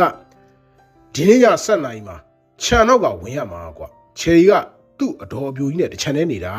ခြံရှိကဝင်လို့မလွယ်ဘူးလို့ဆိုလိုက်ရာလူငယ်တဦးကချယ်ရီလို့အလှမျိုးကိုရတယ်ဆိုတော့ပွားပြီပေါ့ကွာသူနဲ့ဖြစ်ပြီးရင်အတီတကျယူมาလားလို့မေးလိုက်ပါတယ်ထိုအခါဂျော်နီကဒီကောင်မရဲ့မာနကိုချိုးကျင်လို့သွားတာကွသူ့ကိုတကယ်ယူလို့ဘယ်ဖြစ်မလဲအတွင်းဝန်သမီးတင်းတင်းကိုယူဖို့ငါမိဘတွေကစီစဉ်ထားပြီးသားပဲလို့ပြောလိုက်ရာလူငယ်များရဲ့စကားကိုနားထောင်နေတဲ့မောင်ချစ်မြဟာဂျော်နီဆိုသောကာဗျာလူငယ်ရဲ့စိတ်ဓာတ်ကိုအလွန်ယွံမုန်းသွားပါတယ်ဂျော်နီဟာမိန်းကလေးတစ်ယောက်ကိုနှမချင်းမဆာနာပဲရက်ရက်ဆက်ဆက်ပြုကျင်ပြီးမှပြစ်ထားရန်ကြံစီထားပုံရပါတယ်မောင်ချစ်မြဟာချယ်ရီဆိုသောမိန်းကလေးအားလူရုပ်မှာဂျော်နီရဲ့လက်ကကာကွယ်ရန်ဆုံးဖြတ်လိုက်ပါတယ်မောင်ချစ်မြဟာကင်မလန်ကိုဥစွာရောက်အောင်သွားပြီးလမ်းထိပ်ခွင့်ရဆိုင်မှာချယ်ရီရဲ့အင်ကိုမေးပါတယ်ချယ်ရီရဲ့နေဟာလမ်းလေမှာရှိသောတစ်ထပ်တိုက်ကလေးတစ်အိမ်ဖြစ်ပါတယ်မောင်ချစ်မြဟာညသကောင်ချင်းကိုရောက်သောအခါကိုပြောင်စီးရည်တစ်စက်ကိုရှာမာတွတ်လိုက်ပြီးသူ့ရဲ့ခန္ဓာကိုယ်ရုတ်တရက်ပျောက်သွားပါတယ်မောင်ချစ်မြဟာကိုပျောက်သွားတာနဲ့ခြံစည်းရိုးပေါ်ကိုကြော်တက်လိုက်ပါတယ်ထို့နောက်မောင်ချစ်မြဟာအိမ်ရဲ့အနောက်ဘက်ကိုပတ်သွားပြီးဂျော်နီကိုသွားဆောင်နေပါတယ်ဂျော်နီဟာည7:00 နာရီကျော်ပြီးမှခြံနီးကိုရောက်လာပါတယ်မောင်ချစ်မြဟာဂျော်နီကိုမှတ်လောက်သားလောက်အောင်စိုးမရန်ရည်ရွယ်ပြီးဂျော်နီရဲ့မျက်နှာကိုလက်ပြန်ဖြတ်ရိုက်လိုက်ပါတယ်ဂျော်နီဟာမျက်နှာကိုဖြတ်ရိုက်ခြင်းခံရသဖြင့်အာကနေအော်ပြီးရိုင်လဲသွားပါတယ်ထိုအခါမောင်ချစ်မြကမိန်းကလေးတွေကိုဖျက်ဆီးမဲ့ကောင်တေပေတော့လို့ကျုံးသွားလိုက်ပြီးဂျော်နီကိုတစ်ချက်ပြီးတစ်ချက်ရိုက်နှက်လေးရာဂျော်နီဟာအထိတ်တလန့်ဟန်နဲ့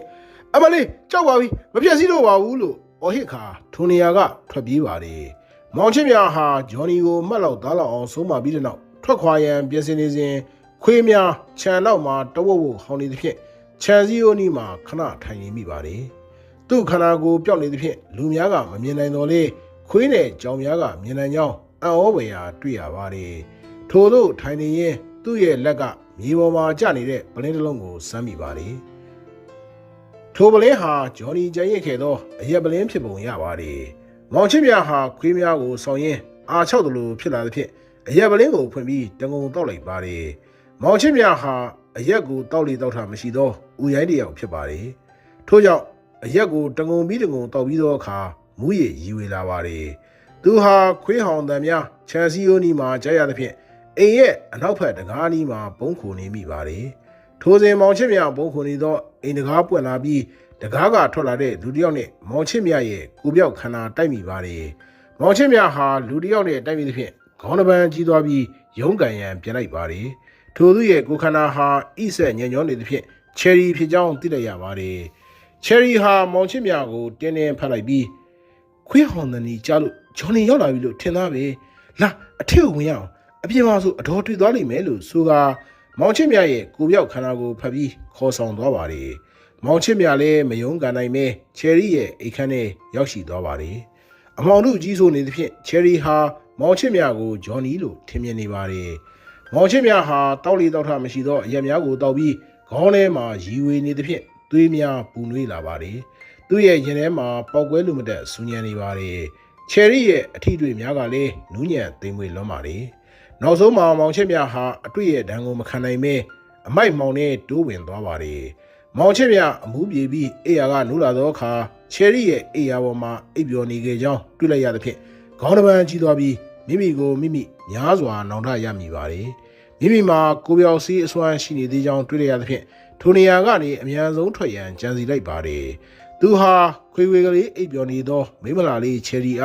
းနောက်ဆုံးအနေနဲ့ကြည့်လိုက်ပြီးကြောခိုင်းထွက်လာခဲ့ပါတယ်။မောင်ချင်းမြအိမ်ပြင်ကိုရောက်သောအခါမနက်အာယုံတက်ချိန်ကိုပင်ရောက်ရှိနေပြီ။မောင်ချင်းမြရဲ့ကိုခန္ဓာဟာကိုပြောင်စည်းအစွမ်းကုန်သွားသဖြင့်တဖြည်းဖြည်းပြန်ပေါ်လာပါတယ်။ထိုအချိန်၌လမ်းထိပ်မိခင်ထဲမှအိပ်ပျော်နေသောတရုတ်ဘိန်းစားတစ်ယောက်ဟာအိယာကနိုးလာပြီးမျက်နှာအသိရန်ပြင်းနေစဉ်မောင်ချင်းမြကိုမြင်လိုက်ရပါတယ်။တရုတ်ဘိန်းစားဟာသူ့ရဲ့ရှိမှလူရိပ်တစ်ခုရဲ့ပုံရိပ်ကိုဝိုးတော်ဝါမြင်လိုက်ပြီးတဖြည်းဖြည်းပြင်းစွာမြင်လိုက်ရသဖြင့်ထိတ်လန့်တုန်လှုပ်သွားကတရဲလို့အော်ဟစ်လိုက်ပါတယ်။မောင်ချင်းမြဟာနောက်နေ့ကိုရောက်သောအခါမိမိအပြစ်ကိုမိမိဆင်ခြင်ပြီးများစွာနောင်တတရားရမိပါတယ်။မိန်းကလေးတယောက်ရဲ့အပြိုစင်ဘဝကိုကယ်နေရန်ကြံစီတဲ့သူဟာမိန်းကလေးရဲ့ဘဝကိုကိုယ်တိုင်ဖျက်ဆီးမိသွားပြီ။ထို့သို့မှားယွင်းမိခြင်းဟာအရက်ကြောင့်ဖြစ်ပါတယ်။မိမိတသက်မှာတစ်ချိန်မှပင်မတော့ဘူးသောအရက်ကိုမှားယွင်းပြီးတောက်မိတာကြောင့်ဖြစ်ပါတယ်။မြည်တို့ပင်ဖြစ်စီချယ်ရီရဲ့ဘဝကိုတာဝန်ယူရန်ယောက်ျားကောင်းတစ်ယောက်အနေနဲ့တာဝန်ရှိတယ်လို့ယူဆပါတယ်။ထို့ကြောင့်ချယ်ရီကိုလက်ထက်ရန်ဆုံးဖြတ်လိုက်ပါတယ်။သို့တော့ချယ်ရီနဲ့မိမိညီဆွမ်းမှုဟာလူမသိသူမသိမှားယွင်းမှုဖြစ်ပါတယ်။မိမိရဲ့အပြစ်ကိုချယ်ရီကိုယ်တိုင်ပင်မသိရင်ချယ်ရီဟာသူ့ရဲ့ချစ်သူဂျော်နီနဲ့မှားယွင်းပြီးမိမိအချစ်ကိုလက်ခံခဲ့ခြင်းဖြစ်ပါတယ်။မောင်ချင်းများဟာချယ်ရီရဲ့အချစ်ကိုဥစွာရယူရန်လိုတယ်လို့သုံးသပ်မိပါတယ်။ထို့ကြောင့်ချယ်ရီအလုပ်လုပ်သောရိုးကုမ္ပဏီကိုမကြာခဏသွားပြီးသူမရဲ့အချစ်ကိုရယူရန်ကြိုးစားပါတယ်။သို့တော့ချယ်ရီဟာအလွန်မာနထောင်လွှားသောမိန်းမတစ်ယောက်ဖြစ်ပြီးနမာလူမျိုးအချင်းချင်းအထင်ကြီးသူမဟုတ်ချေ။ထို့ကြောင့်မောင်ချင်းမြရဲ့ချင်းကပ်မှုကိုလက်မခံဘဲရိုက်ပြစွာတုံ့ပြန်ပါတယ်။သို့တော့မောင်ချင်းမြဟာသူမအပေါ်မိမိရဲ့အကျွေးတင်ရှိနေသဖြင့်သူမရဲ့အချစ်ကိုမရအောင်ကြိုးစားပါတယ်။မြည်တို့ပင်ကြိုးစားစီကားမူချယ်ရီဟာနမာတစ်ယောက်ကိုအိမ်တော်မပြုလို့ပဲသူမရဲ့ဖူးစာဘက်ကိုဘူကာပြားတစ်ယောက်သာဖြစ်ရမယ်လို့ဆုံးဖြတ်ထားသဖြင့်မောင်ချစ်မြကိုခါးသီးစွာဆက်ဆံပါတယ်။ချယ်ရီကဒီမှာကျမဆုံးဖြတ်ချက်ကိုဘယ်တော့မှပြင်မှာမဟုတ်ဘူး။ဒီလိုမပြင်မို့လဲတေဆုံးသွားတဲ့ကျမမမီကိုဂရီပေးထားတယ်။ကျမဘယ်တော့မှမြန်မာတယောက်ကိုယူမှာမဟုတ်ဘူးလို့ဆိုလိုက်ရာမောင်ချစ်မြက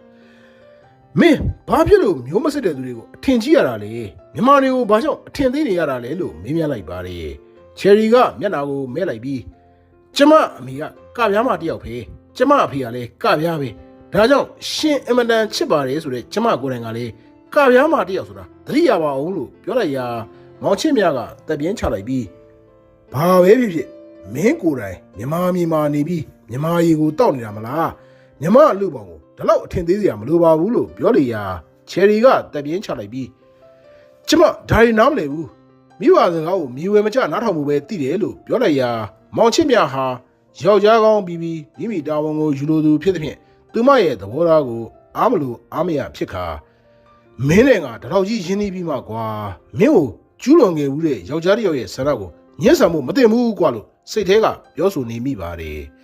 ်မောင်ချစ်မြဟာချယ်ရီရဲ့ဘဝကိုယောက်ျားကောင်းပြီးတာဝန်ယူလိုတော်လဲချယ်ရီရဲ့သဘောထားတင်းမာမှုကြောင့်လက်လျှော့လိုက်ရပါတယ်မောင်ချစ်မြဟာမိမိမှာတာဝန်ဝတ္တရားများစွာကြံရှိနေသေးသဖြင့်မြမပြည်ရဲ့ရက်ကိုထွက်ခဲ့ပါတယ်သူဟာရောက်လျာအရက်များမှာဘျူရိုကရက်အရာရှိစိုးများခေါင်းပုံဖြတ်အမျက်ထုတ်သူများလူဆိုးလူသားများကိုရှာဖွေပြီးနှိမ်နှင်းခဲ့လေရာကိုပြောက်လူစွန်သားတူပေါ်ပေါက်နေတယ်ဆိုတော့ကောလာဟာလာတစ်မျိုးပင်ထွက်ပေါ်ခဲ့ပါတယ်မောင်ချစ်မြဟာရာဇဝင်လူဆိုးအများပြားကိုရှာဖွေဖမ်းဆီးပေးခဲ့ပါတယ်ပရိများဟာမိမိတို့ဌာနရှိမှရာဇဝင်လူဆိုးများကိုကျိုးတူရသားတွေ့ရသဖြင့်အံ့ဩတကြီးဖြစ်ကြပါတယ်ဘျူရိုကရက်အရာရှိဆိုးတော်တော်များများကိုလည်းလိမ္မာရင်ကျေးအောင်ပြုလုပ်ပေးခဲ့သဖြင့်လူများစိတ်ချမ်းသာခဲ့ရပါတယ်ကျေးဇူးရှင်ဥဒိပတီထွင်ခဲ့သောကိုပြောက်စည်းများလေးတဖြည်းဖြည်းကုံဆုံးသွားခဲ့ပါတယ်မောင်ချစ်မြဟာကုံဆုံးသွားသောကိုပြောက်စည်းပလင်းကိုကြည့်ပြီးဘာကြီးတီထွင်ခဲ့တဲ့စည်းကိုအများအကျိုးရှိအောင်အသုံးချခဲ့ပါတယ်ဗျာဘာကြီးတမလွန်ကနေကျင့်တတ်ပါတော့လို့တီတိုပြောဆိုနေမိပါတယ်မောင်ချစ်မြဟာချယ်ရီနဲ့တွေ့ဆုံခဲ့ပြီး၄နှစ်ခန့်ရှိသောအခါသတင်းစာထဲရှိမှုကင်းသတင်းတစ်ပုဒ်ကိုဖတ်ပြီးတုန်လှုပ်ခြောက်ခြားသွားပါတယ်ထိုသတင်း၌ရန်ကုန်မြို့ကမ်မလာမှာနေထိုင်သောမိမလာလေးချယ်ရီတယောက်သူမရဲ့အချစ်ကိုအယူမှုလူကျင်သောလူငယ်တူရဲ့တက်ဖြတ်ခြင်းကြောင့်တေဆုံးသွားပြီဖြစ်ကြောင်းဖော်ပြထားပါတယ်ထိုသတင်းထဲမှာချယ်ရီ၌သားတစ်ယောက်ကျန်ရစ်ခဲ့ကြောင်းဖော်ပြထားပါတယ်မောင်ချစ်မြဟာချယ်ရီမှာသားတစ်ယောက်ကျန်ခဲ့တယ်ဆိုသဖြင့်မျက်မှောင်ကျွတ်လိုက်မိပါတယ် ယောက်ျားမရှိသောချယ်ရီ၌အဖေကြောင့်သားတစ်ယောက်ရှိနေရသည်။မောင်ချစ်မြဟာချယ်ရီရဲ့သတင်းကြောင့်ရန်ကုန်ကိုအမြန်ဆုံးလိုက်သွားပြီးသူမရဲ့တငယ်ချင်းတစ်ယောက်ဖြစ်ဟန်ဆောင်မီးမြတ်မာတယ်။ထိုအခါအင်းကြီးချင်းမိမကချယ်ရီဟာဆွေမဲ့မျိုးမဲ့ဖြစ်နေပြီးချယ်ရီရဲ့ကြံရှိခဲ့သောသားလေးမာလေးခိုကိုးရမဲ့ဖြစ်နေကြောင်းသိလိုက်ရပါတယ်။မောင်ချစ်မြဟာစိတ်လိုရှားဟန်နဲ့ချယ်ရီကလေးရဲ့ဖခင်ကဗမာလေးလို့မိလိုက်ရာအင်းကြီးချင်းမိမကတေသူအကြောင်းပြောလို့တော့မကောင်းဘူးဒီကလေးကအဖေမပေါ်ပဲမွေးတာရှင့်ချယ်ရီကကလေးရဲ့အဖေကိုမဖော်ပြနိုင်ပေမဲ့မိခင်စိတ်ရှိသူပြီးကလေးကိုမဖြစ်ဖြစ်အောင်မွေးခဲ့တယ်ကျမတို့တော့မင်းမချင်းကိုချင်းစာပြီးချယ်ရီကိုစော်ကားတဲ့လူရုံမှာကိုသာအသေးသက်ချင်တော့တာပဲတကယ်တော့ချယ်ရီကမာနာကြီးတာကလွဲလို့ယောက်ျားတွေနဲ့ရှုပ်ရှုပ်ပွေပွေနေတဲ့မိန်းမမဟုတ်ဘူးလို့ဆိုလိုက်ရာမောင်ချစ်မြဟာကလေးရဲ့အသက်ကိုခံမှန်းတွက်ချက်ပြီးမိမိနဲ့ညီဆွမ်းရရှိခဲ့တဲ့ကလေးတို့ယူဆကလေးကိုတွေ့ရင်ကြောင်းအလောတကြီးပြောလိုက်ပါတယ်။အင်းကြီးရဲ့မိမကတစ်ဖက်အိမ်မှာရောက်ရှိနေသောကလေးကိုမောင်ချစ်မြရှိခေါ်ဆောင်လာလျာကလေးဟာချစ်စပွဲကောင်းပြီးမိမိရုပ်ရည်နဲ့အလွန်တူတယ်လို့ခံစားမိပါတယ်။ထို့ကြောင့်မောင်ချစ်မြဟာခိုကိုးရမဲ့ဖြစ်နေသောကလေးကိုမိမိမွေးစားမယ်လို့ဆိုလိုက်ရာအင်းကြီးများကဝမ်းသာအားရလက်ခံကြပါတယ်။မောင်ချစ်မြဟာကလေးရဲ့အမိကိုမောင်မင်းမြတ်လို့အမိပေးကသားရင်ကဲ့သို့ပြုစုဆောင်းလျှောက်ပါတယ်။မောင်မင်းမြတ်ဟာသူ့ရဲ့သားရင်ဖြစ်မယ်လို့လည်းယုံကြည်နေပါတယ်။မောင်ချစ်မြတ်ဟာငွေကြေးအမြောက်များကြံရှိသေးသဖြင့်အများကျိုးဆောင်တဲ့လုပ်ငန်းများဆက်လက်လုပ်ကိုင်ရန်ဆုံးဖြတ်လိုက်ပါတယ်။သူဟာမြို့အရက်ရဲ့အကျိုးထက်တောနယ်များရဲ့အကျိုးကိုပုံမဆောင်ရွက်လို့သဖြင့်ပဲခူးရိုးမှအနီးမှာရှိတဲ့ရွာကြီးတရွာကိုပြောင်းရွှေ့နေထိုင်ခဲ့ပါတယ်။ထိုအရက်၌လမ်းဖောက်တရားဆောက်တဲ့လုပ်ငန်းများအပါအဝင်မရှိနွမ်းမသူများကိုလည်းဤမျိုးမျိုးနဲ့ကိုကြီးထောက်ပံ့ပေးရရာတရွာလုံးသာမကအနီးနားရွာများကပါလေးစားကြီးညိုခြင်းကိုခံရပါတယ်။မောင်ချစ်မြဟာသားဖြစ်သူမောင်မင်းမြတ်ကိုရွာဦးကျောင်းမှာပင်ပညာသင်ကြားစေခဲ့ပါတယ်။မောင်ချစ်မြဟာတောရက်မှာအများအကျိုးပြုရင်းရွာကန်မို့ဆိုးများနဲ့ပေါင်းသင်းမိပြီးအမဲပြစ်တဲ့အလုပ်မှာဝါသနာထုံသွားပါတယ်။ထို့ကြောင့်အားလက်တဲ့အချိန်တိုင်းရိုးမာတော်တဲ့ဝင်ပြီးအမဲပြစ်တက်လာပါတယ်။ထို့သောအမဲပြစ်တဲ့အခါတိုင်းသားဖြစ်သူမောင်မင်းမြတ်ကတားလေတောရဲကိုလိုက်ပြီးအမဲပြစ်ချင်တဲ့အဖေလို့ပူဇာလီယာမောင်ချစ်မြတ်ကအဖေနဲ့ဝါသနာတူတဲ့သားငါသားအစ်ဆိုတာပိုသေးကြသွားပြီလို့တွေးလျက်များစွာပီတိဖြစ်ရပါတယ်။ဒီနေ့မှာမောင်ချစ်မြတ်တို့ရွာသို့တစ်တော်ဌာနကတောအုပ်ကလေးချာလီဆိုသူရောက်လာပြီးချာလီဟာလူဒန်းစားမခွဲကြတတ်တဲ့အပြင်တောပြေဝါသနာအလွန်ပါသူဖြစ်သဖြင့်ဝါသနာလူချင်းမိတ်ဆွေဖြစ်ခါတွဲမိကြပါတယ်။မောင်ချစ်မြနဲ့ချာလီဟာတောပြေတက်တဲ့ခါတိုင်းအတူတူထွက်ကြပါတယ်။တောအုပ်ချာလီဟာငွေကြေးချမ်းသာသောမိသားစုကပေါက်ဖွာလာပြီးပြီးလံမှာပင်ပညာသင်ကြားမှုတယ်လို့သိရပါတယ်။တောအုပ်ချာလီဟာမောင်ချစ်မြရဲ့အများကျိုးဆောင်သောလုပ်ငန်းများကိုအားတက်သရောထောက်ခံပြီးမောင်ချစ်မြကိုခင်မင်လေးစားသူဖြစ်ပါတယ်။သူတို့နှစ်ယောက်ဟာအားလက်တဲ့အချိန်တိုင်းတွေ့ဆုံကြပြီးပျော်ရွှင်စွာတောက်စားကြပါတယ်။တောအုပ်ချာလီဟာမောင်မင်းမြတ်ကလေးကိုအလွန်ချစ်ခင်ပြီးမောင်မင်းမြတ်ဆင်စည်းကျင်တဲ့ဆိုလျင်တစ်တော်ဌာနကဆင်ကြီးများကိုရွာကိုယူလာပြီးမောင်မင်းမြတ်စိတ်ကြည်တဲ့အထိစီးခိုင်းတတ်ပါတယ်။ထို့ကြောင့်မောင်မင်းမြတ်လည်းတောအုပ်ချာလီကိုလွန်စွာခင်မင်နေပါတယ်။ဒီနေ့မှာတောအုပ်ချာလီဟာမောင်ချစ်မြတ်ကိုတောဝတ်သားရတယ်ဆိုပြီးစားတော့ရန်လာခေါ်ပါတယ်။မောင်ချစ်မြနဲ့ချာလီဟာတင်လုံးအိမ်ထဲမှာအတူထိုင်ပြီးစားတော့ကြပါတယ်။ထို့သို့စားတော့နေရင်တောအုပ်ချာလီကကိုချစ်မြခမည်းနဲ့ကျုပ်ကခင်ဆုံးမိတ်ဆွေတွေဖြစ်နေပြီ။ဒါကြောင့်ကျုပ်ရင်ထဲမှာအပြင်းထန်ခံစားနေရတဲ့ခံစားချက်တွေကိုရင်ဖွင့်နေတယ်ဗျာ။ကျုပ်ခံစားချက်ကိုခမည်းနားထောင်ပေးမလားလို့မေးမြန်းလိုက်ရာမောင်ချစ်မြကဘာလို့နားထောင်အောင်မလဲဗျာ။ကိုလူရဲ့ခမည်းရဲ့ခံစားချက်ကကျုပ်ရဲ့ခံစားချက်ပဲပေါ့လို့ဆိုလိုက်ရာတောအုပ်ချာလီကဒါဆိုလဲရင်ဖွင့်မယ်ဗျာကျုပ်အကြောင်းတည်ပြီးရင်ခင်ဗျာစိတ်မဆိုးအောင်တော့တကယ်တော့ကျုပ်ကတရေဘောကြောင့်နဲ့လူတယောက်ဗျမင်းကလေးတယောက်ကကျုပ်ကြောင့်အရှက်ရခဲ့တယ်သူများသတိကမှာပက်လက်မျောခဲ့ရတယ်ကျုပ်တိတ်တကူကောင်းဆန်ခဲ့တယ်ဗျာထို့သို့ဆိုလိုက်ပြီးမျက်လုံးအိမ်ကမျက်ရည်များစီးကြလာပါလေမောင်ချစ်မြကချာလီပခုံးကိုဖတ်ပြီးနှစ်သိမ့်လိုက်ခါမငိုပါနဲ့ဗျာလူဆိုတာတသက်မှာတစ်ချိန်တော့အမှားလုပ်မိကြတာပဲဆက်ပြောပါအောင်လို့ပြောလိုက်ပါတယ်ထိုအခါချာလီကကျုပ်ကမင်းကလေးတယောက်နဲ့မမျော်လင့်မဲစုံပြီးမြစ်တာမျှခဲ့တယ်အချိန်ခဏလေးမှာသူနဲ့လွန်ကျူးမိသွားတယ်နောက်တော့မင်းကလေးမှာကိုဝန်ရှိသွားပြီးသူ့ကိုယူဖို့ကြံနေတော့ ကျုပ်မိပါတွေကကျုပ်ကိုဇွတ်အတင်းဘီလံမှာပညာသင်မှုလွတ်ခဲ့တယ်ကျုပ်ကြောင့်မင်းကလေးဘက်ကဘလောက်အရှက်တကွဲအကျိုးနဲ့ဖြစ်မယ်ဆိုတာစဉ်းစားကြည့်ပေါ့ဗျာကျုပ်တော်တော်တကူကောင်းဆန်ခဲ့တယ်လို့ဆိုလိုက်ရာမောင်ချစ်မြဟာသူတို့တငယ်ချင်းတယောက်ရဲ့အဖြစ်ချင်းတိုက်တိုက်ဆန်းဆန်းတူနေခြင်းကိုအံ့ဩသွားပါလေတောအုပ်ချာလီကဆက်လက်ပြီးကျုပ်ပညာတော်သင်ပြီးပြန်လာတော့ကျုပ်ချစ်သူမင်းကလေးကိုဝန်ချတောင်းပန်ဖို့သွားခဲ့တယ်နောက်ကျသွားပြီဗျသူမရှိတော့ဘူးကျုံနေရတဲ့ကိုယ်ကိုလေသူကမိခင်ကောင်းပြီးသားစွာမွေးဖွားခဲ့တယ်လို့သိရတယ်လို့ဆိုလိုက်ရာမောင်ချစ်မြဟာတောအုပ်ချာလီရဲ့အဖြစ်နဲ့မိမိရဲ့အဖြစ်ဒူလွန်းလာတဲ့ဖြင့်မျက်မှောင်ကျွတ်လိုက်ပါတယ်ခမည်းချစ်သူကဘယ်ရောက်သွားတာလဲလို့မေးလိုက်ပါတယ်ထိုအခါတောအုပ်ချာလီကကျုပ်ချစ်သူမင်းကလေးတည်ပြီးဗျသူ့မြတ်တာကိုအယူမူလိုချင်နေတဲ့တနာယူတယောက်ကဓာတ်နဲ့ထိုးတာခံလိုက်ရတယ်ကျုပ်ရဲ့သားလေးကိုလည်းကျုပ်ချစ်သူရဲ့တငယ်ချင်းကတနာလို့မွေးသားမယ်ဆိုပြီးခေါ်သွားတယ်လေဗျာကျုပ်ဒီလူကိုမြမာပြည်အနက်လှည့်ပြီးရှာနေတာဗျလို့ဆိုလိုက်ရာမောင်ချစ်မြဟာလွန်စွာစိတ်လိုရှားသွားပါလေခမည်းချစ်သူနာမည်ဘလို့ခေါ်တယ်လို့မေးလိုက်ပါတယ်ထိုအခါတောအုပ်ချာလီကကျုပ်ချစ်သူနာမည်ကချေလို့ခေါ်တယ်ရန်ကုန်မြို့ကဲမလန်းမှာနေတယ်ဗျလို့ဆိုလိုက်ရာမောင်ချစ်မြဟာမျက်လုံးများပြာဝီသွားပါတယ်တောအုပ်ချာလီရဲ့ပြောစကားအရဆိုရင်သားလေးမောင်မင်းမြဟာချာလီရဲ့သားဖြစ်နေပါတယ်ချယ်ရီဟာမိမိနဲ့လွန်ကျူးပြီးကမှတောအုပ်ချာလီနဲ့ထပ်မံလွန်ကျူးမိခြင်းဖြစ်ပေလိမ့်မည်ညီတို့ပင်ဖြစ်စီမိမိယင်းနှစ်သီးကြသားလေးကိုတောအုပ်ချာလီရဲ့လက်ထဲမထည့်နိုင်ကြီး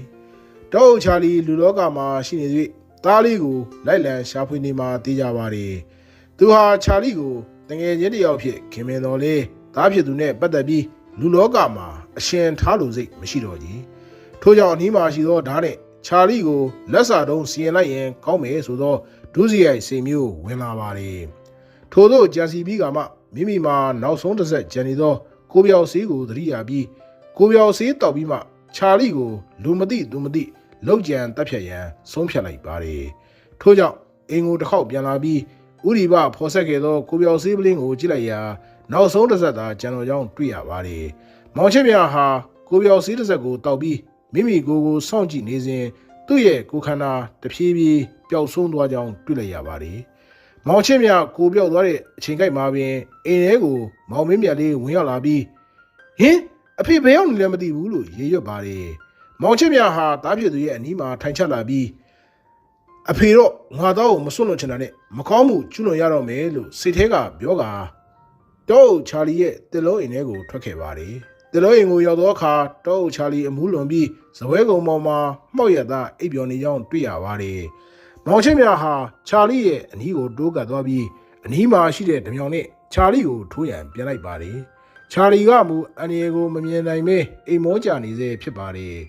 မောင်ချစ်မြဟာချာလီကိုဓာတ်နဲ့ထိုးဆိုင်ရန်အချင်းချင်းကြံစီပြီးမှမထိုးဆိုင်ရဖြစ်နေပါတယ်သူဟာရခင်ကဒုစရိုက်မှုကျူးလွန်သူများကိုအချင်းချင်းတပ်ဖြတ်ဝန်တော်လေအပြစ်မဲ့သောချာလီကိုတပ်ဖြတ်ရန်မဝမရဲဖြစ်နေပါတယ်နောက်ဆုံးတစ်ချိန်မှာအန်ကိုတင်းတင်းကြိတ်ပြီးထိုးဆိုင်ရန်ပြင်တော်လဲမအောင်မြင်သဖြင့်ဓာတ်ကိုဇပွဲကုံပေါ်မှာစိုက်ချလိုက်ပြီးဆုံးဖြတ်ချက်တစ်ခုချလိုက်ပါတယ်မောင်ချစ်မြဟာသူ့ရဲ့ဆုံးဖြတ်ချက်ချပြီးတာနဲ့စာရွက်တွေကိုရှာပြီးမင်းချစ်သူချယ်ရီရဲ့သားလေးကိုမွေးစားမယ်ဆိုပြီးခေါ်လာခဲ့တာငါကိုယ်တိုင်ပဲတငယ်ချင်းရဲ့တိုက်ဆိုင်လိုက်တာကွာငါတငယ်ချင်းဥစ္စာရှင်မှန်လို့ပြန်တွေ့ရတယ်လို့မှတ်လိုက်ပါဒီနေ့ကစပြီးမင်းတို့သားဖပြန်တွေ့ဆုံကြအောင်ဘောလို့ရေးသားပြီးထွက်ခဲ့ပါတယ်သူဟာဒုစရိုက်အမှုကိုမကျူးလွန်ခဲ့တဲ့ဖြင့်ရင်ထဲမှာလွတ်လပ်ပေါ်ပါပြီးအိမ်ကိုပြန်လာခဲ့ပါတယ်သားဖြစ်သူမောင်မင်းမြတ်အတွက်ဖခင်နှစ်ယောက်ရရှိပြီးအမျက်ထွက်တယ်လို့ပင်မှတ်ယူရပေတော့မည်မောင်ချစ်မြအိမ်ကိုပြန်ရောက်လာသောအခါမမျှော်လင့်သောမြင်ကွင်းကြောင့်ရင်ထဲမှာထိတ်ခနဲဖြစ်သွားပါတယ်သားလေးမောင်မင်းမြတ်ဟာမိမိအမဲလိုက်လေးရှိသောပြောင်းရှည်တနက်ကိုမနိုင်တနိုင်ကင်ပြီးစော်ကစားနေပါတယ်မောင်မင်းမြတ်ဟာတနက်ပြောင်းကိုအိမ်ဘဝဘက်ချိန်ရွယ်ပြီးစော်ကစားနေသဖြင့်မိမိကိုတဲ့တဲ့ချိန်ရွယ်ထားသလိုဖြစ်နေပါတယ်မောင်ချစ်မြဟာတားဖြစ်သူတနက်ကင်ထားသဖြင့်အစိုးရိမ်လွန်ပြီးမိမိကိုပြောက်နေခြင်းကိုမေ့ရောကတာတနက်ကိုမစော့အောင်ချထားလိုက်စမ်းလို့အမိန်ပေးလိုက်ရာမောင်မင်းမြတ်လေးဟာဖခင်ကိုမတွေ့ရပဲအတန်ကိုသာအနီးကကြားလိုက်ရသဖြင့်စက်ခနဲတုံပြီးတနက်မောင်းကိုရောင်ရဲ၍ဖိချလိုက်ပါတယ်ထိုအခါမောင်ချစ်မြလေးတနက်ရှိတဲ့မှာရက်မိနေသဖြင့်ရင်ဝကိုကြည်စံထိပန်ပြီးနောက်ကိုလန်ကျသွားပါတယ်သူဟာမြေပေါ်ကိုကြာပြီးအသက်မဆုံးမီမိခင်ကိုစာရူးကြီးကျင်းစာတိုက်သွားတော့သင်ဟာနောက်တစ်နှစ်အတွင်းရင်သွေးတစ်ယောက်ရလိမ့်မယ် ဒါပေမဲ့ရင်သွေးရပြီး9နှစ်ပြည့်တဲ့အချိန်မှာတင့်ရဲ့ယောက်ျားအရေးပိုင်ကိုယ်တိုင်တင့်ကိုမုံဒီရွံရှာပြီးအိမ်မော်ကမောင်းချတာခံရမယ်တင်းယောက်ျားအရေးပိုင်လဲညာစိုးမှုခင်းဖြစ်ပြီးအလုပ်ကပြုတ်ရလိမ့်မယ်တင်းရဲ့သားဟာအလွန်အရေးချင်းပြည်စုံတဲ့ယောက်ျားကောင်းတစ်ယောက်ဖြစ်ပေမဲ့နောက်ဆုံးမှာသူ့အချစ်ဆုံးသားကသူ့ကိုပြန်တတ်လိမ့်မယ်ဒါဟာသူတော်စင်ကိုရိုင်းပြစော်ကားတဲ့မိမယုတ်တစ်ယောက်အတွက်အပြစ်ဒဏ်ပဲဟူသောတုံလို့ချော်ချဝဲကျင်းစာကိုနောက်ဆုံးအကြိမ်ကြားယောင်လိုက်ရပါတယ်အရာအလုံးပြီးဆုံးသွားကြပြီတကား